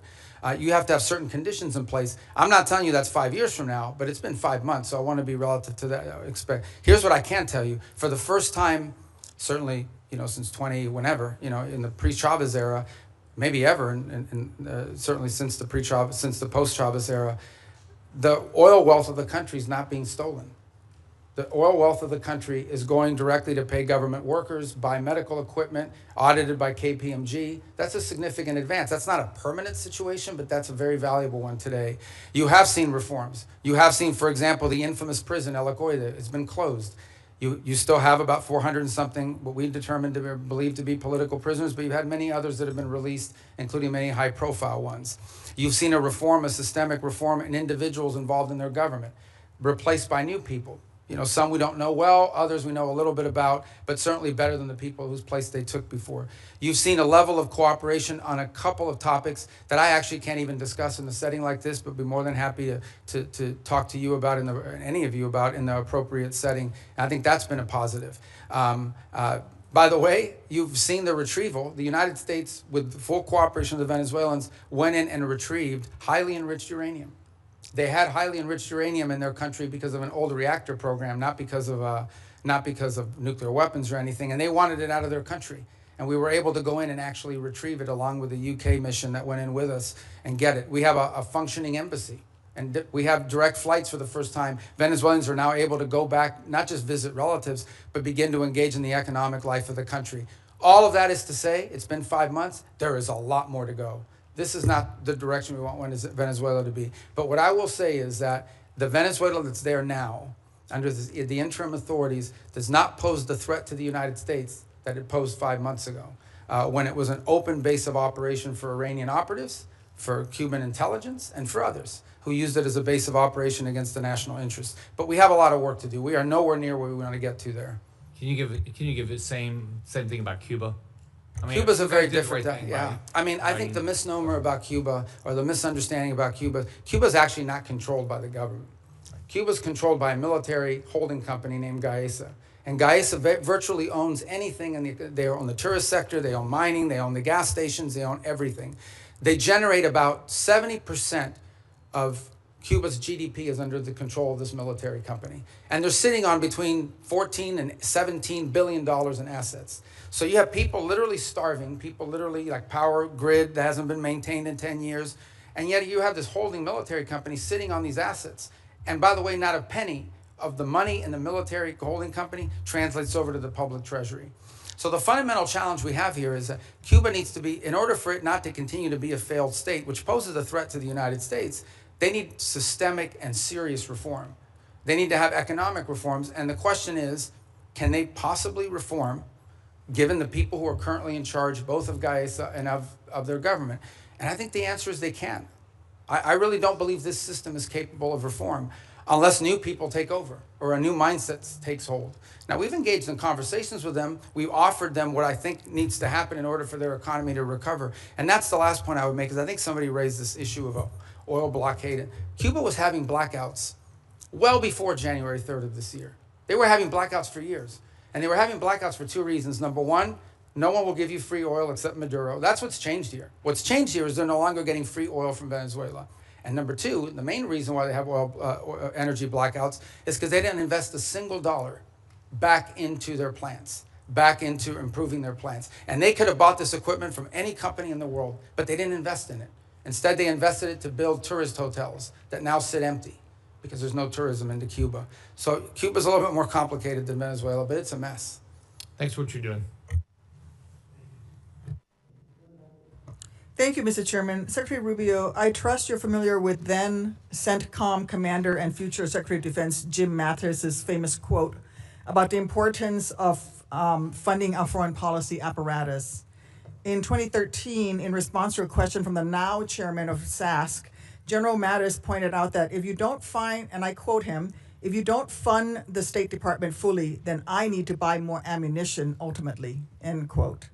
Unfortunately, despite his service in the first Trump administration, the second time around, you seem to have taken the message as a blueprint rather than as a warning. The budget that you're presenting today cuts the State Department by about a third, after you previously tried to enact steep cuts and eliminations last year, many of which were already rebuked by Congress on a bipartisan basis. Time and again, this administration uses our military as a first tool of choice, manufacturing new crises and new conflicts that worsen the situation for folks abroad as well as for American people back here at home. And now you're here to justify a budget request that further undermines our diplomatic apparatus, the tools and professionals that are critical for not only preventing crises before they begin, but those who will be responsible for negotiating our way out of Trump's war of choice in Iran and whatever other nightmares he dreams up with.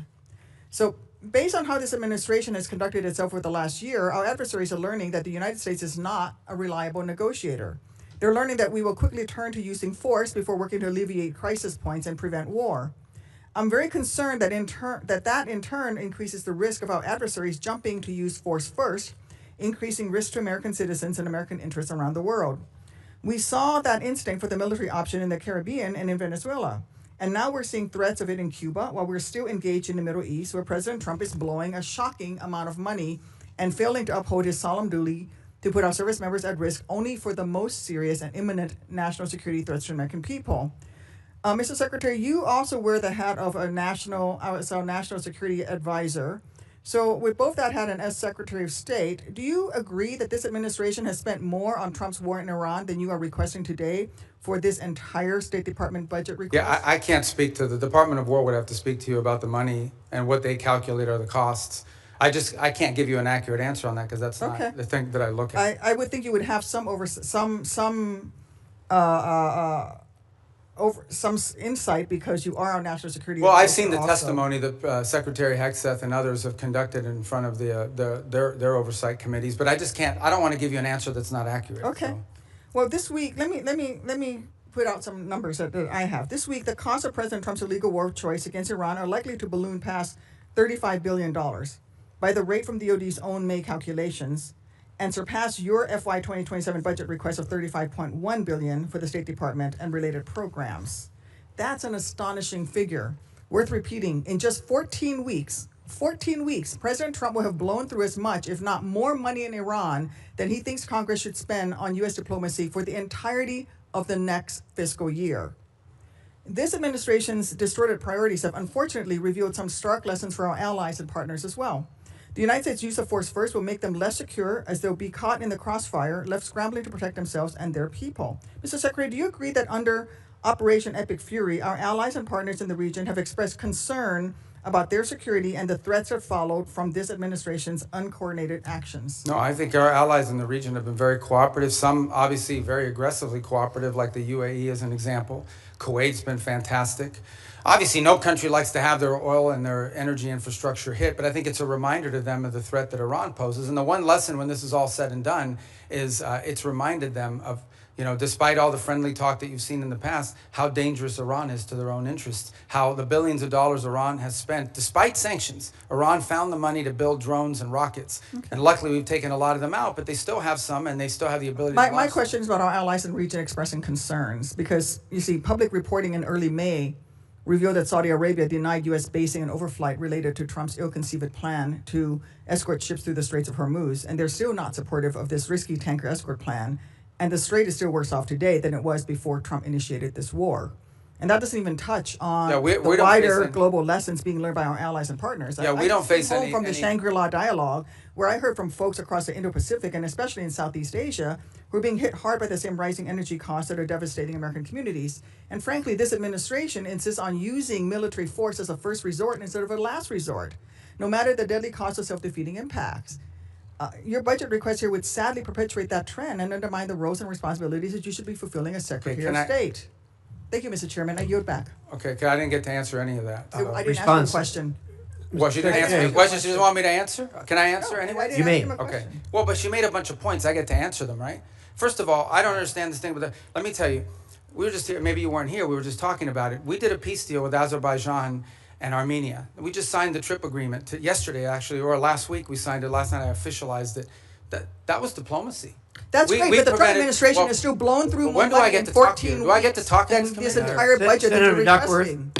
Senator Duckworth, I'm going to let Senator Rubio reply to the statements that you made at his request. Yeah, that's. But we've got a hard stop at 12:30. Okay, but I know, but she said a lot of stuff. I get to answer some of it. All right, so the first is the second is India-Pakistan. We ended that war. We were involved in helping broker that. Thailand, Cambodia, that's diplomacy. We've been very engaged in fact, as I sit here now speaking to you, I've got the Lebanese government and the Israeli government meeting at the State Department starting at 8:30 this morning for the 4th time after engaging last week at the military level. So we're carrying out now, we're carrying out diplomacy all over the world constantly and very successfully in many cases. Now, let me make one more point that you raised about the budget request. Guys, we understand how this process works, okay? You guys understand. I know because I've been involved all the time. We OMB, produces sort of timelines for every agency. We put forward a budget. We say, this is the money we've been allocated. This is how we would spend it.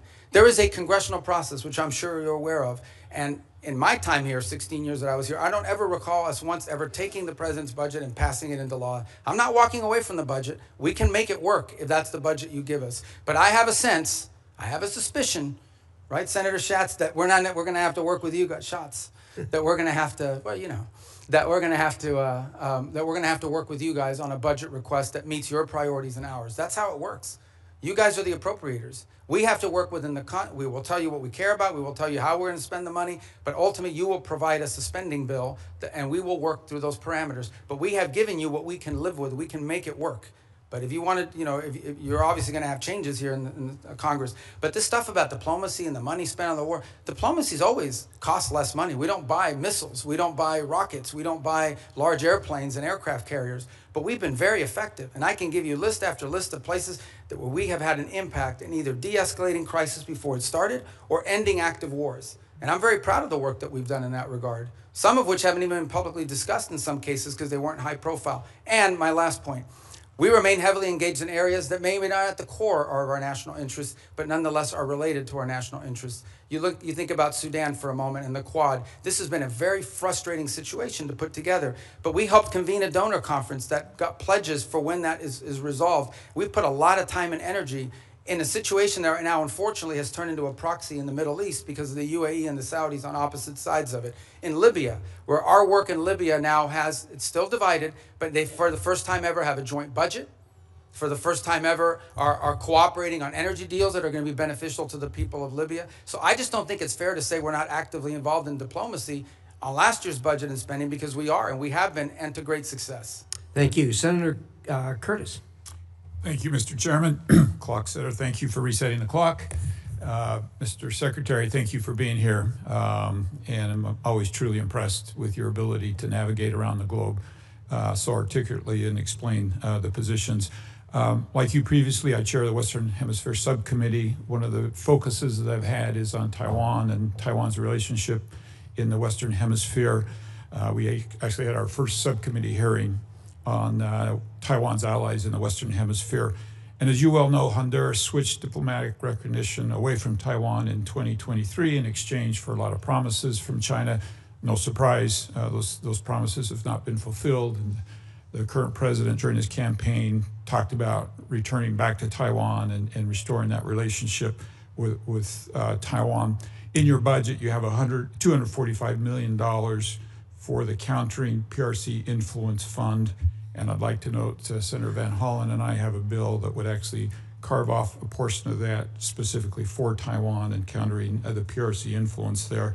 So I guess my question is, what can the U.S. do potentially with that fund, countering PRC influence fund, for Taiwan, particularly as it relates to Honduras, kickstarting that relationship, developing joint set of economic priorities for Taiwan in the Western Hemisphere, anything else we can use that fund for? Yeah, well, first of all, the reason why these countries switched recognition primarily was because the Chinese would go in and they would say, if you switch recognition, we are going to provide you this loan, this, and in some cases worse than loans. Maybe there was even cases of bribery and things of this nature, but we're going to provide you a free this and a free that. We're going to build an auditorium for you. We're going to build a bridge. We're going to build a port. And they haven't kept many of those promises. So I think the first thing is to just point to the fact that, switch. Yeah, in many cases, these things are not provided. The other angle of it is if it's loans, they create these debt traps, which is an argument we make all over the world, but particularly in the hemisphere. But the broader goal of this fund is not just simply Taiwan related, although that's the reason why that's an action they took as a result of this leverage that was established on them. But more broader, in many cases, these countries are trying to develop their telecommunications system. They're trying to build roads. They're trying to develop whatever it may be. And frankly, the only companies that show up are the Chinese companies. And they show up with lower cost, a financing mechanism, et cetera, et cetera. Now, there's a track record of not completing these projects. There's a track record of flooding the country with Chinese workers that come and do the work.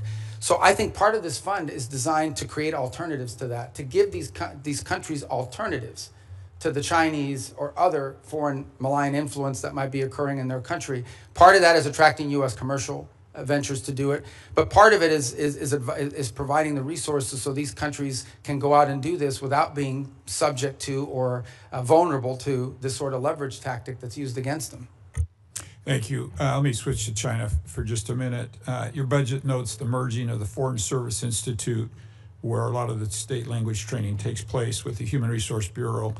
And I'm hoping that can improve the language capacity. But here in the Senate, I've picked up the Uyghur Policy Act, which you led when you were here. Part of the bill that I'm especially supportive of is the provision that's supporting the Uyghur language training for Forest Service officers is not only important but required, and that we have Foreign Service officers in Asia and China that can speak that language. I think it's absolutely vital that our diplomats be able to understand the people in their own language as to the abuses that are going on there. Given your previous experience on this bill and the department's focus on the CCP's repression, do you still support this provision? And can you just speak to how important this is? Yeah, well, I think obviously the Uyghur language is not a widespread language around the world, but it's incredibly valuable in an important part of the world.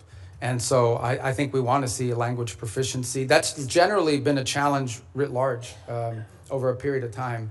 And one of the goals of the consolidation is to be able to drive language school more effectively, more quickly to foreign service officers before they're deployed. Obviously, proficiency in certain languages are very difficult. They take longer periods. Some languages are harder to learn than others, especially if the base of the language is, like, just to give an example, it's easy to learn Italian if you speak Spanish. It's much harder to learn Mandarin, and or the Uyghur language for that matter. So, but language is a priority for us.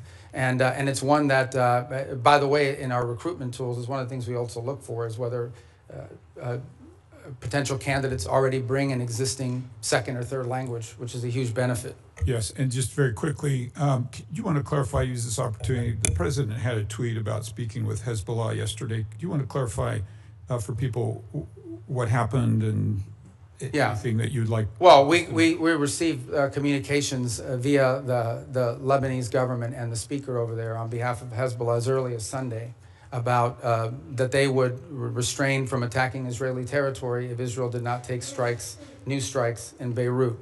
And so it came from Hezbollah, but through Lebanese authorities. I think that clarification is important. Thank you for being here today. I yield. Thank you. Senator Rosen. Thank you, Chairman Risch, Ranking Member Shaheen. Thank you, Secretary Rubio, for being here. Secretary Rubio, I applaud the administration for facilitating a ceasefire last year between Israel and Gaza that will keep Israel safe and from further Hamas attacks and the suffering of Palestinian civilians. But I have serious questions about transparency about the funding for the so-called Board of Peace in light of recent reporting that suggests donor funds have been deposited into a private J.P. Morgan account with no independent transparency mechanisms in place. As a member of the Board of Peace, Executive Board, and Secretary of State, you should be in a position to provide us with some answers. And you, as a former senator, know our role here, trying to get answers. And my team's been asking for a contact with the Board of Peace for several months just to do our due diligence, but we've received no response. Can you tell me exactly who my team should be reaching out to, please? Well, I can now because the Board of Peace has finally hired some staff. It's going to be a very lean operation. They're working out of the Institute of Peace Building. So for some period of time, they really were not. It was just a very lean operation. So do you have a name for my? I do. I just don't have it on me, but I will get That's that to fine. you. We will. But they've. I think they just hired staff like in the last two weeks. We will follow up with you. Thank you. I have a few other questions. Can you tell me how much money is in the World Bank administered Board of Peace Fund? Do you have a? I don't have the answer because there's not U.S. dollars that have flowed. These are donor funds. So can you tell me how much money is in the J.P. Morgan account? Yeah, but again, those are not U.S. government accounts. Those are who has oversight? Well, that's the key here. That ultimately the oversight over the funds of the Board of Peace will be done, and especially when it comes to U.S. dollars, will be done by you in Congress. We have not committed those funds there yet, although we've made a pledge until they've stood up the Board of Peace administratively. Congress will have oversight ability. Well, on the U.S. dollars. Of the U.S. dollars. Can the money in the J.P. Morgan account be used to compensate the president or his family or anyone directly? No one's talking about the doing president? That. And you said you just hired some folks and it's going to be lean. About how many full-time personnel do you expect? I think they ultimately want to get up to 15 or 20 full-time. I think they've started at 5, if I'm not mistaken. I could be wrong, but those are the numbers I recall. So is the $50 million in U.S. taxpayer money that your department wants to give to the Board of Peace, is that going to be used to cover this? But I think that $50 million was reversed. We ended up not doing that as a result of the way it was constructed. The Board of Peace is now built out as an international, non-governmental organization. We will follow up with you on that once you give us a contact after this. Thank you. So, Secretary Rubio, during your confirmation and budget hearings last year, you committed to me you would support women and girls programming at the State Department. But under your leadership, you've terminated dozens of awards supporting women and girls. You shuttered the Office of Global Women's Issues, GWE. You fired the entire staff. You said repeatedly that regional bureaus will now be responsible for programs to support women and girls, but my staff has asked every single regional bureau if they have a plan to do this, and not a single bureau can provide me with an answer.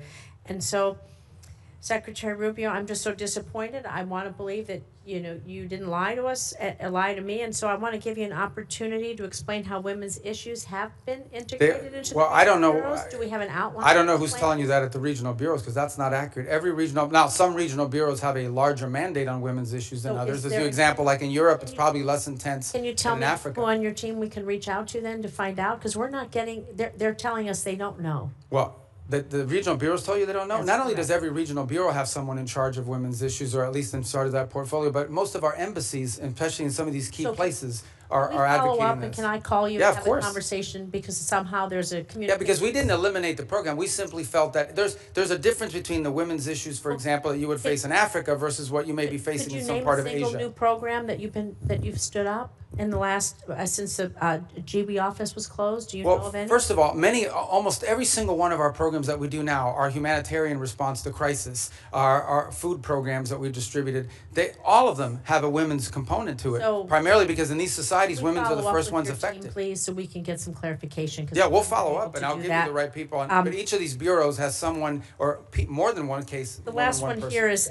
there is a International Women of Courage program. You and the First Lady have championed. Are you going to commit to maintaining that? The which one? I'm sorry. The Women of Courage program. You and the First Lady have championed that. Yeah, well, we had an award ceremony last year. So I don't know if one is scheduled for this year yet.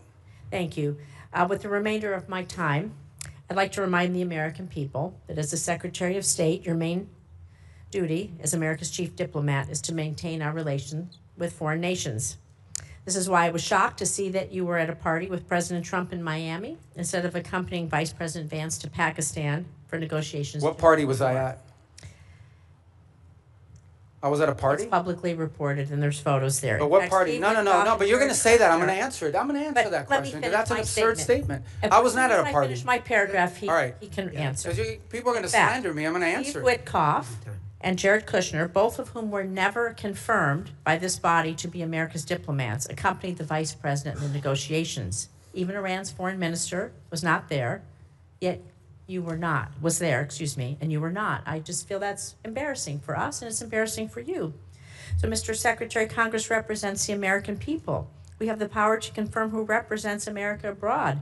We confirmed you to be our Secretary of State. We confirmed you to be in the negotiations that are happening. And it's just unthinkable to me that you are missing high stakes negotiations or that you're not involved. It's sad. Senator Rosen, your time's up. Yield back. But So let me Senator Secretary Rubio, You're should have the 100% opportunity to inaccurate reply. and 100% wrong. Here's why. Number one, the Vice President of the United States was there, and he wasn't confirmed by us, and he was elected by the American people. Okay? He is the second in line of the presidency of the United States. He was president. Mr. Witkoff is the president's envoy for negotiation for peace deals. Mr. Kushner is a private citizen that serves as an advisor on these functions. They were the team that we sent to Pakistan. I was not at a party. Where I was is next to the president. Because in the midst of those negotiations, I was in communications with them. And in fact, I think there is media reporting from that evening on how on multiple occasions I went into a back room, I came back out and spoke to the president and was constantly updating him. On that evening, I spoke to Mr. Kushner and our negotiating team and Mr. Witkoff on at least 6 occasions, including twice on a secure line from the phone they had access to over there. So you don't know what you're talking about. You're just Senator making Rosen, stuff up. he has the floor. I know your Please. staff wrote up this cute statement for your TikTok video, but it's not true and it's not real. That's not what happened. Okay, I'm the National Security Advisor and Secretary of State. I was co-located with the president in the midst of a high-stakes negotiation so that I could immediately inform him about events occurring halfway around the world. I was where I needed to be at that moment because we had a very capable team on the ground in Pakistan, led by the Vice President of the United States. Thank you. Senator Cornyn. Secretary Rubio, I've heard some of my colleagues here on this committee suggest that the U.S. started a war with the Iranian regime 92 days ago. I happen to believe that the Iranian regime started a war against the West and Israel and has been at war with us since 1979. What's your view? Well, if you go back to 1979 and the taking hostages and build it out from there, I don't know the numbers, if we could even add them up. It's incalculable. Thousands of people around the world, including many Americans, have been killed because of direct Iranian action. All the IEDs, those roadside bombs that maimed and killed our soldiers, were all the mastermind work of the IRGC for decades. The IRGC sponsors terrorist attacks all over the planet. In fact, they were involved, for example, in the bombing of a Jewish center in Argentina in 1993 or 1994. They're consistently, it's now, we have people convicted in the United States of America, and one was arrested yesterday, Iranian agents plotting the assassination of American political leaders, including the President of the United States. They've been waging nonstop, not to mention their massive sponsorship of Hamas, of Hezbollah, and all the activities those groups have undertaken. So you're absolutely right that the Iranian system has been waging war on the West. But why is anybody in the United States in specific for over 3 decades, but why is anyone surprised? They openly chant death to America, death to Israel. They openly say Israel's the little Satan, but we're the big Satan. So I think at some point when people say this repeatedly, you believe their rhetoric and their actions back their rhetoric. This is a very dangerous regime. And the notion that they would ever possess nuclear weapons, that people that are willing to conduct those kinds of terrorist acts would ever possess a nuclear weapon is unthinkable, unbearable, and unacceptable. And it's not going to happen under President Trump. So ever since since the Iranian nuclear program started, and they basically blocked the IAEA and others from doing the inspections that would be required in order to monitor their use of enriched uranium. We've had presidents, Democrat and Republican, say that a Iranian nuclear weapon was unacceptable, but it took President Trump to actually do something about it. It shocks me to hear some of our colleagues suggest that there was not an imminent threat from an Iranian nuclear weapon. You and I both sat in the same skiff on the Senate Intelligence Committee. We won't talk about the details, of course, but we knew that they continued to enrich to the point where they could produce a nuclear weapon within a specified time. There's some debate about how long that breakout would take, but the idea that an Iranian nuclear program did not present an imminent threat to the United States, to me, is just ludicrous. And I think it defies all evidence to the contrary. But do you think if they had acquired a nuclear weapon, that would change the ability of the United States and our allies like Israel to deal with this nuclear-armed Iran? I think if Iran ever acquired a nuclear weapon, they could very well use it, because given the theological nature of their decision-making. But just as problematic is they would have immunity. At that point, your options on what you could do about them would be quite limited, and their ability to hold the world hostage. They'd be like North Korea, for example. They'd be North Korea, but worse. They'd be better funded. They would at that point decide that they own the Straits of Hormuz forever, and everyone has to pay them a toll. And nuclear weapons, you can't do anything about it. They would be able to act with impunity. They would sponsor Hezbollah. They would sponsor they would hyper scale their efforts of global terrorism and completely try to drive us out of the region and ultimately destroy the state of Israel. That's what their goal would be, and you wouldn't be able to do anything about it because they have a nuclear weapon and would threaten to blow people up if you tried to move against them. Notwithstanding the importance of denying Iran a nuclear weapon, I do applaud the president's attempt to try to use some diplomacy here in order to deny them access to the enriched uranium and their other weapons that they use against Israel and the West. But tell me, why do you think anything that the Iranian regime agrees to that they will comply with? What evidence is there that they will agree to anything that they ultimately will stick with? Well, again, and that's why any deal with them you have to enter into it with clearly verifiable steps. So as an example, simply putting something on a piece of paper is not satisfactory. You have to actually commit to doing it, then you have to actually do it. And so that's our view of it. Our view of it is that any concessions that are made, and I don't even call them concessions per se, but any arrangements that are made with Iran have to come after not just they agree to certain things, but they actually do certain things. And let's be clear about this, because I don't think this is talked about enough. If what Iran wants is nuclear energy for their country, there are mechanisms to do it. There are countries all over the world that have nuclear energy, but they don't enrich. They certainly don't enrich the 60%. They don't do it hidden in a mountain deep buried underground somewhere.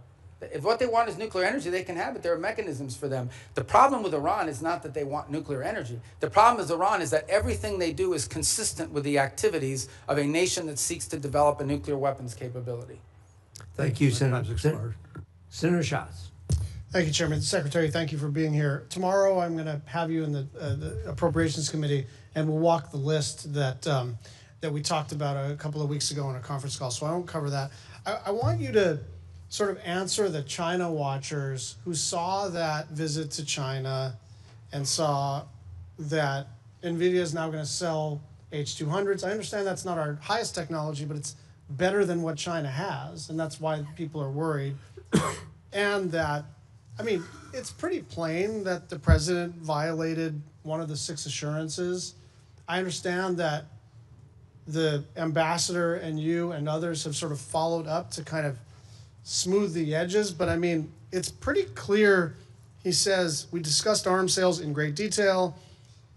It depends on China. It's a very good negotiating chip for us. So what do you say to China watchers who say they got some pretty good deliverables and we didn't get much? I don't see the trip. There were some deliverables, you know, the purchase of additional Boeing aircraft, which of course is beneficial to the Chinese as well, but helps our company, some of the agricultural concessions.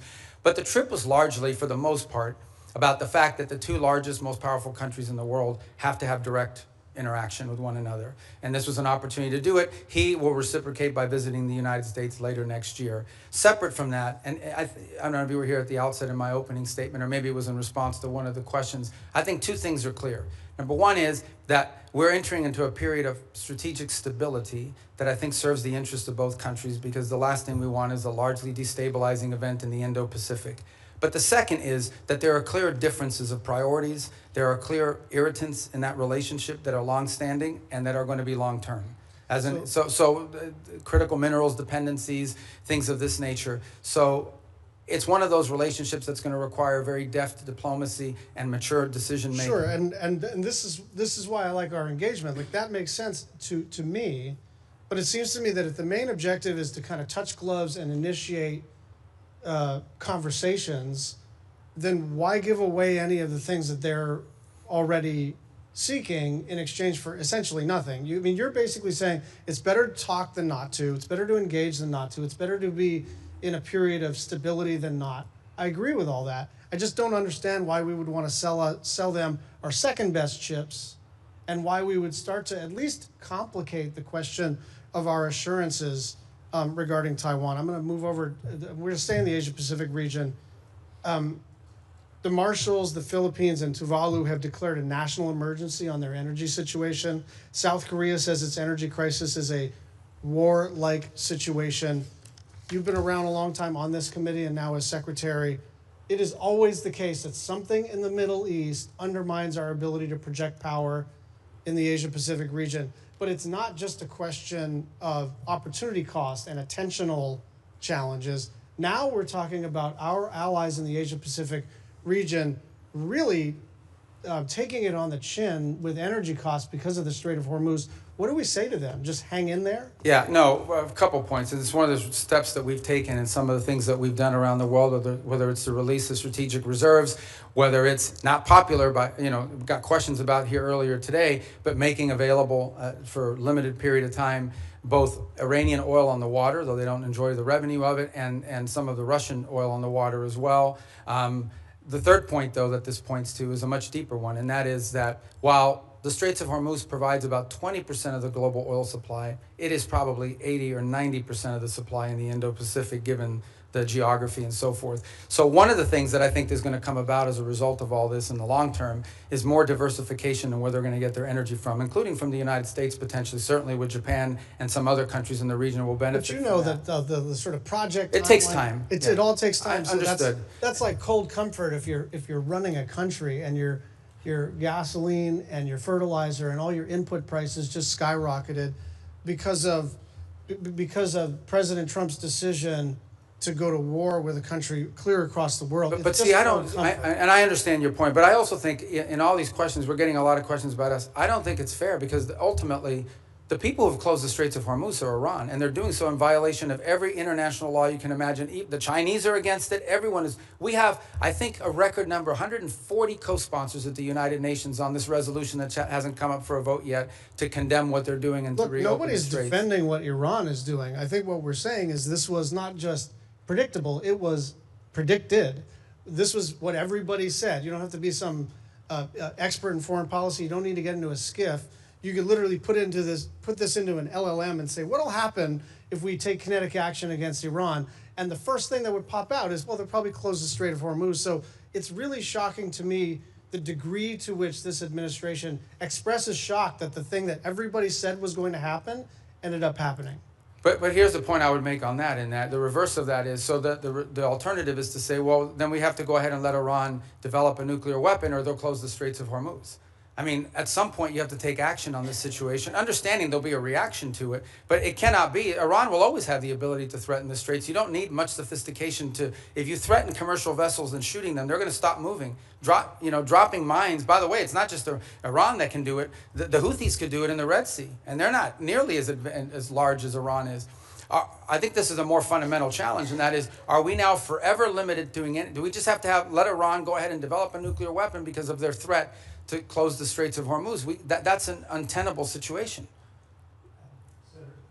Secretary Rubio, thank you. But I'll see him tomorrow, so don't worry. Yeah, okay, that's good. Tomorrow's a probe. I know we're supposed to have a hard stop at 12:30, but no, we'll do it. Senator Cruz has been patient. I hope you'll give us only because it's him. One more bite of the apple. Thank you, Mr. Chairman. I will say, Mr. Secretary, since you left the Senate, I've been obliged to serve Cuban coffee in my meetings because you left me as the only Cuban American left behind. So come by if you want a cafecito. Let me start by saying that President Trump's decision to strike Iran was the most consequential decision of his second term as president. And I want to commend you, I want to commend the president and the entire administration on the extraordinary success we have seen. In less than 40 days, the United States has utterly and completely destroyed the military and nuclear infrastructure that the Iranian regime spent nearly 50 years building. Every day that passes increases American leverage. Iran is weaker, poorer, and more isolated than it's been in decades.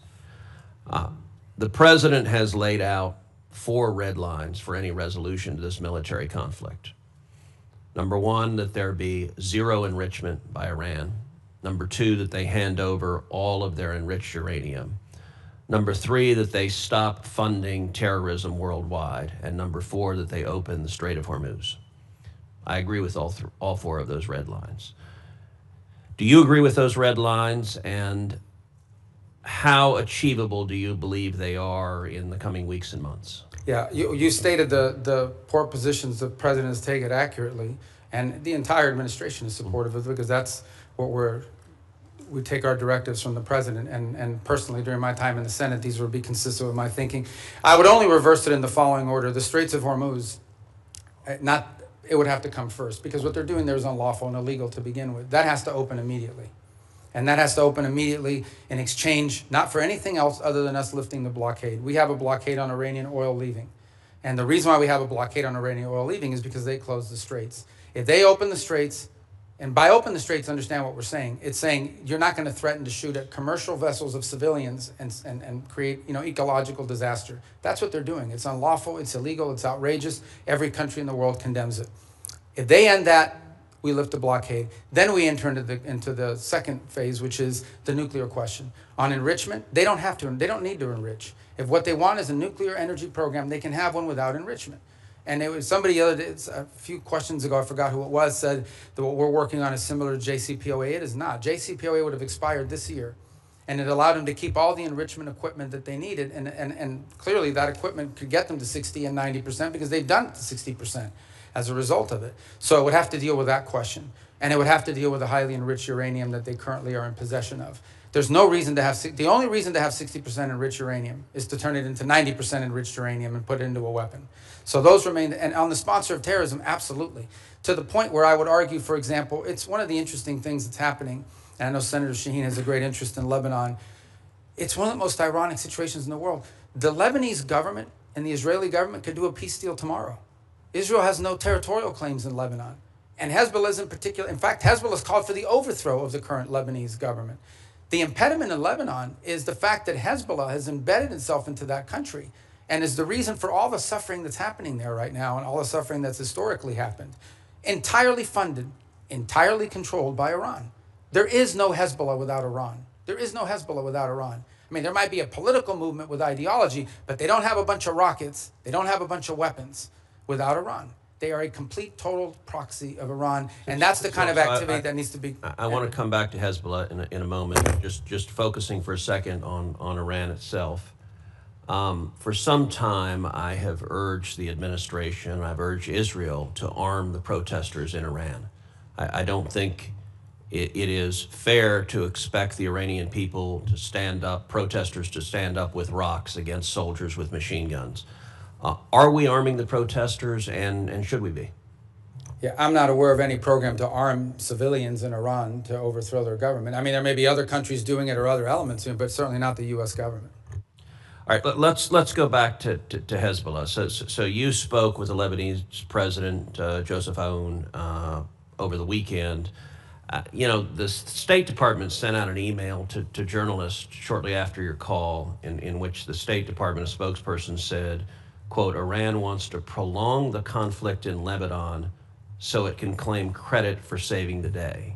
I have to admit that didn't strike me as accurate. I don't think Iran wants to keep the conflict going in Lebanon. I think they desperately want Israel to stop killing Hezbollah. Do you agree with that? Yeah, I think the point I was trying to make is that we are trying to view the Lebanon-Israeli talks as separate and distinct from Iran.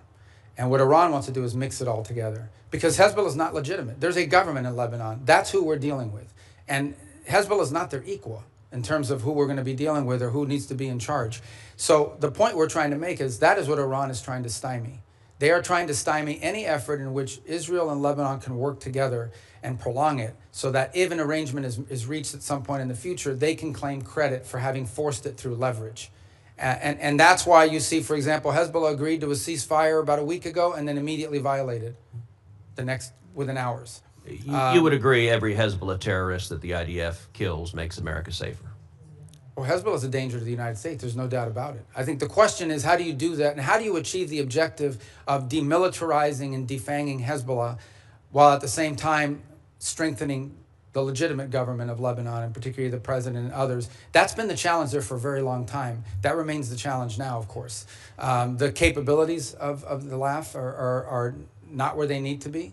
But there are also elements within the LAF that are not who they need to be, because they've facilitated in some cases and cooperate with Hezbollah. So it's a very tricky situation. But I point you back to two things that have happened in the last few months. Number one, the Lebanese government expelled the Iranian ambassador because of Hezbollah. The Iranian ambassador says, I'm not leaving, and you can't make me. Okay, that's number one. The second thing that's happened is just a week ago, Hezbollah openly called, went out and said they openly called for the overthrow of the Lebanese government.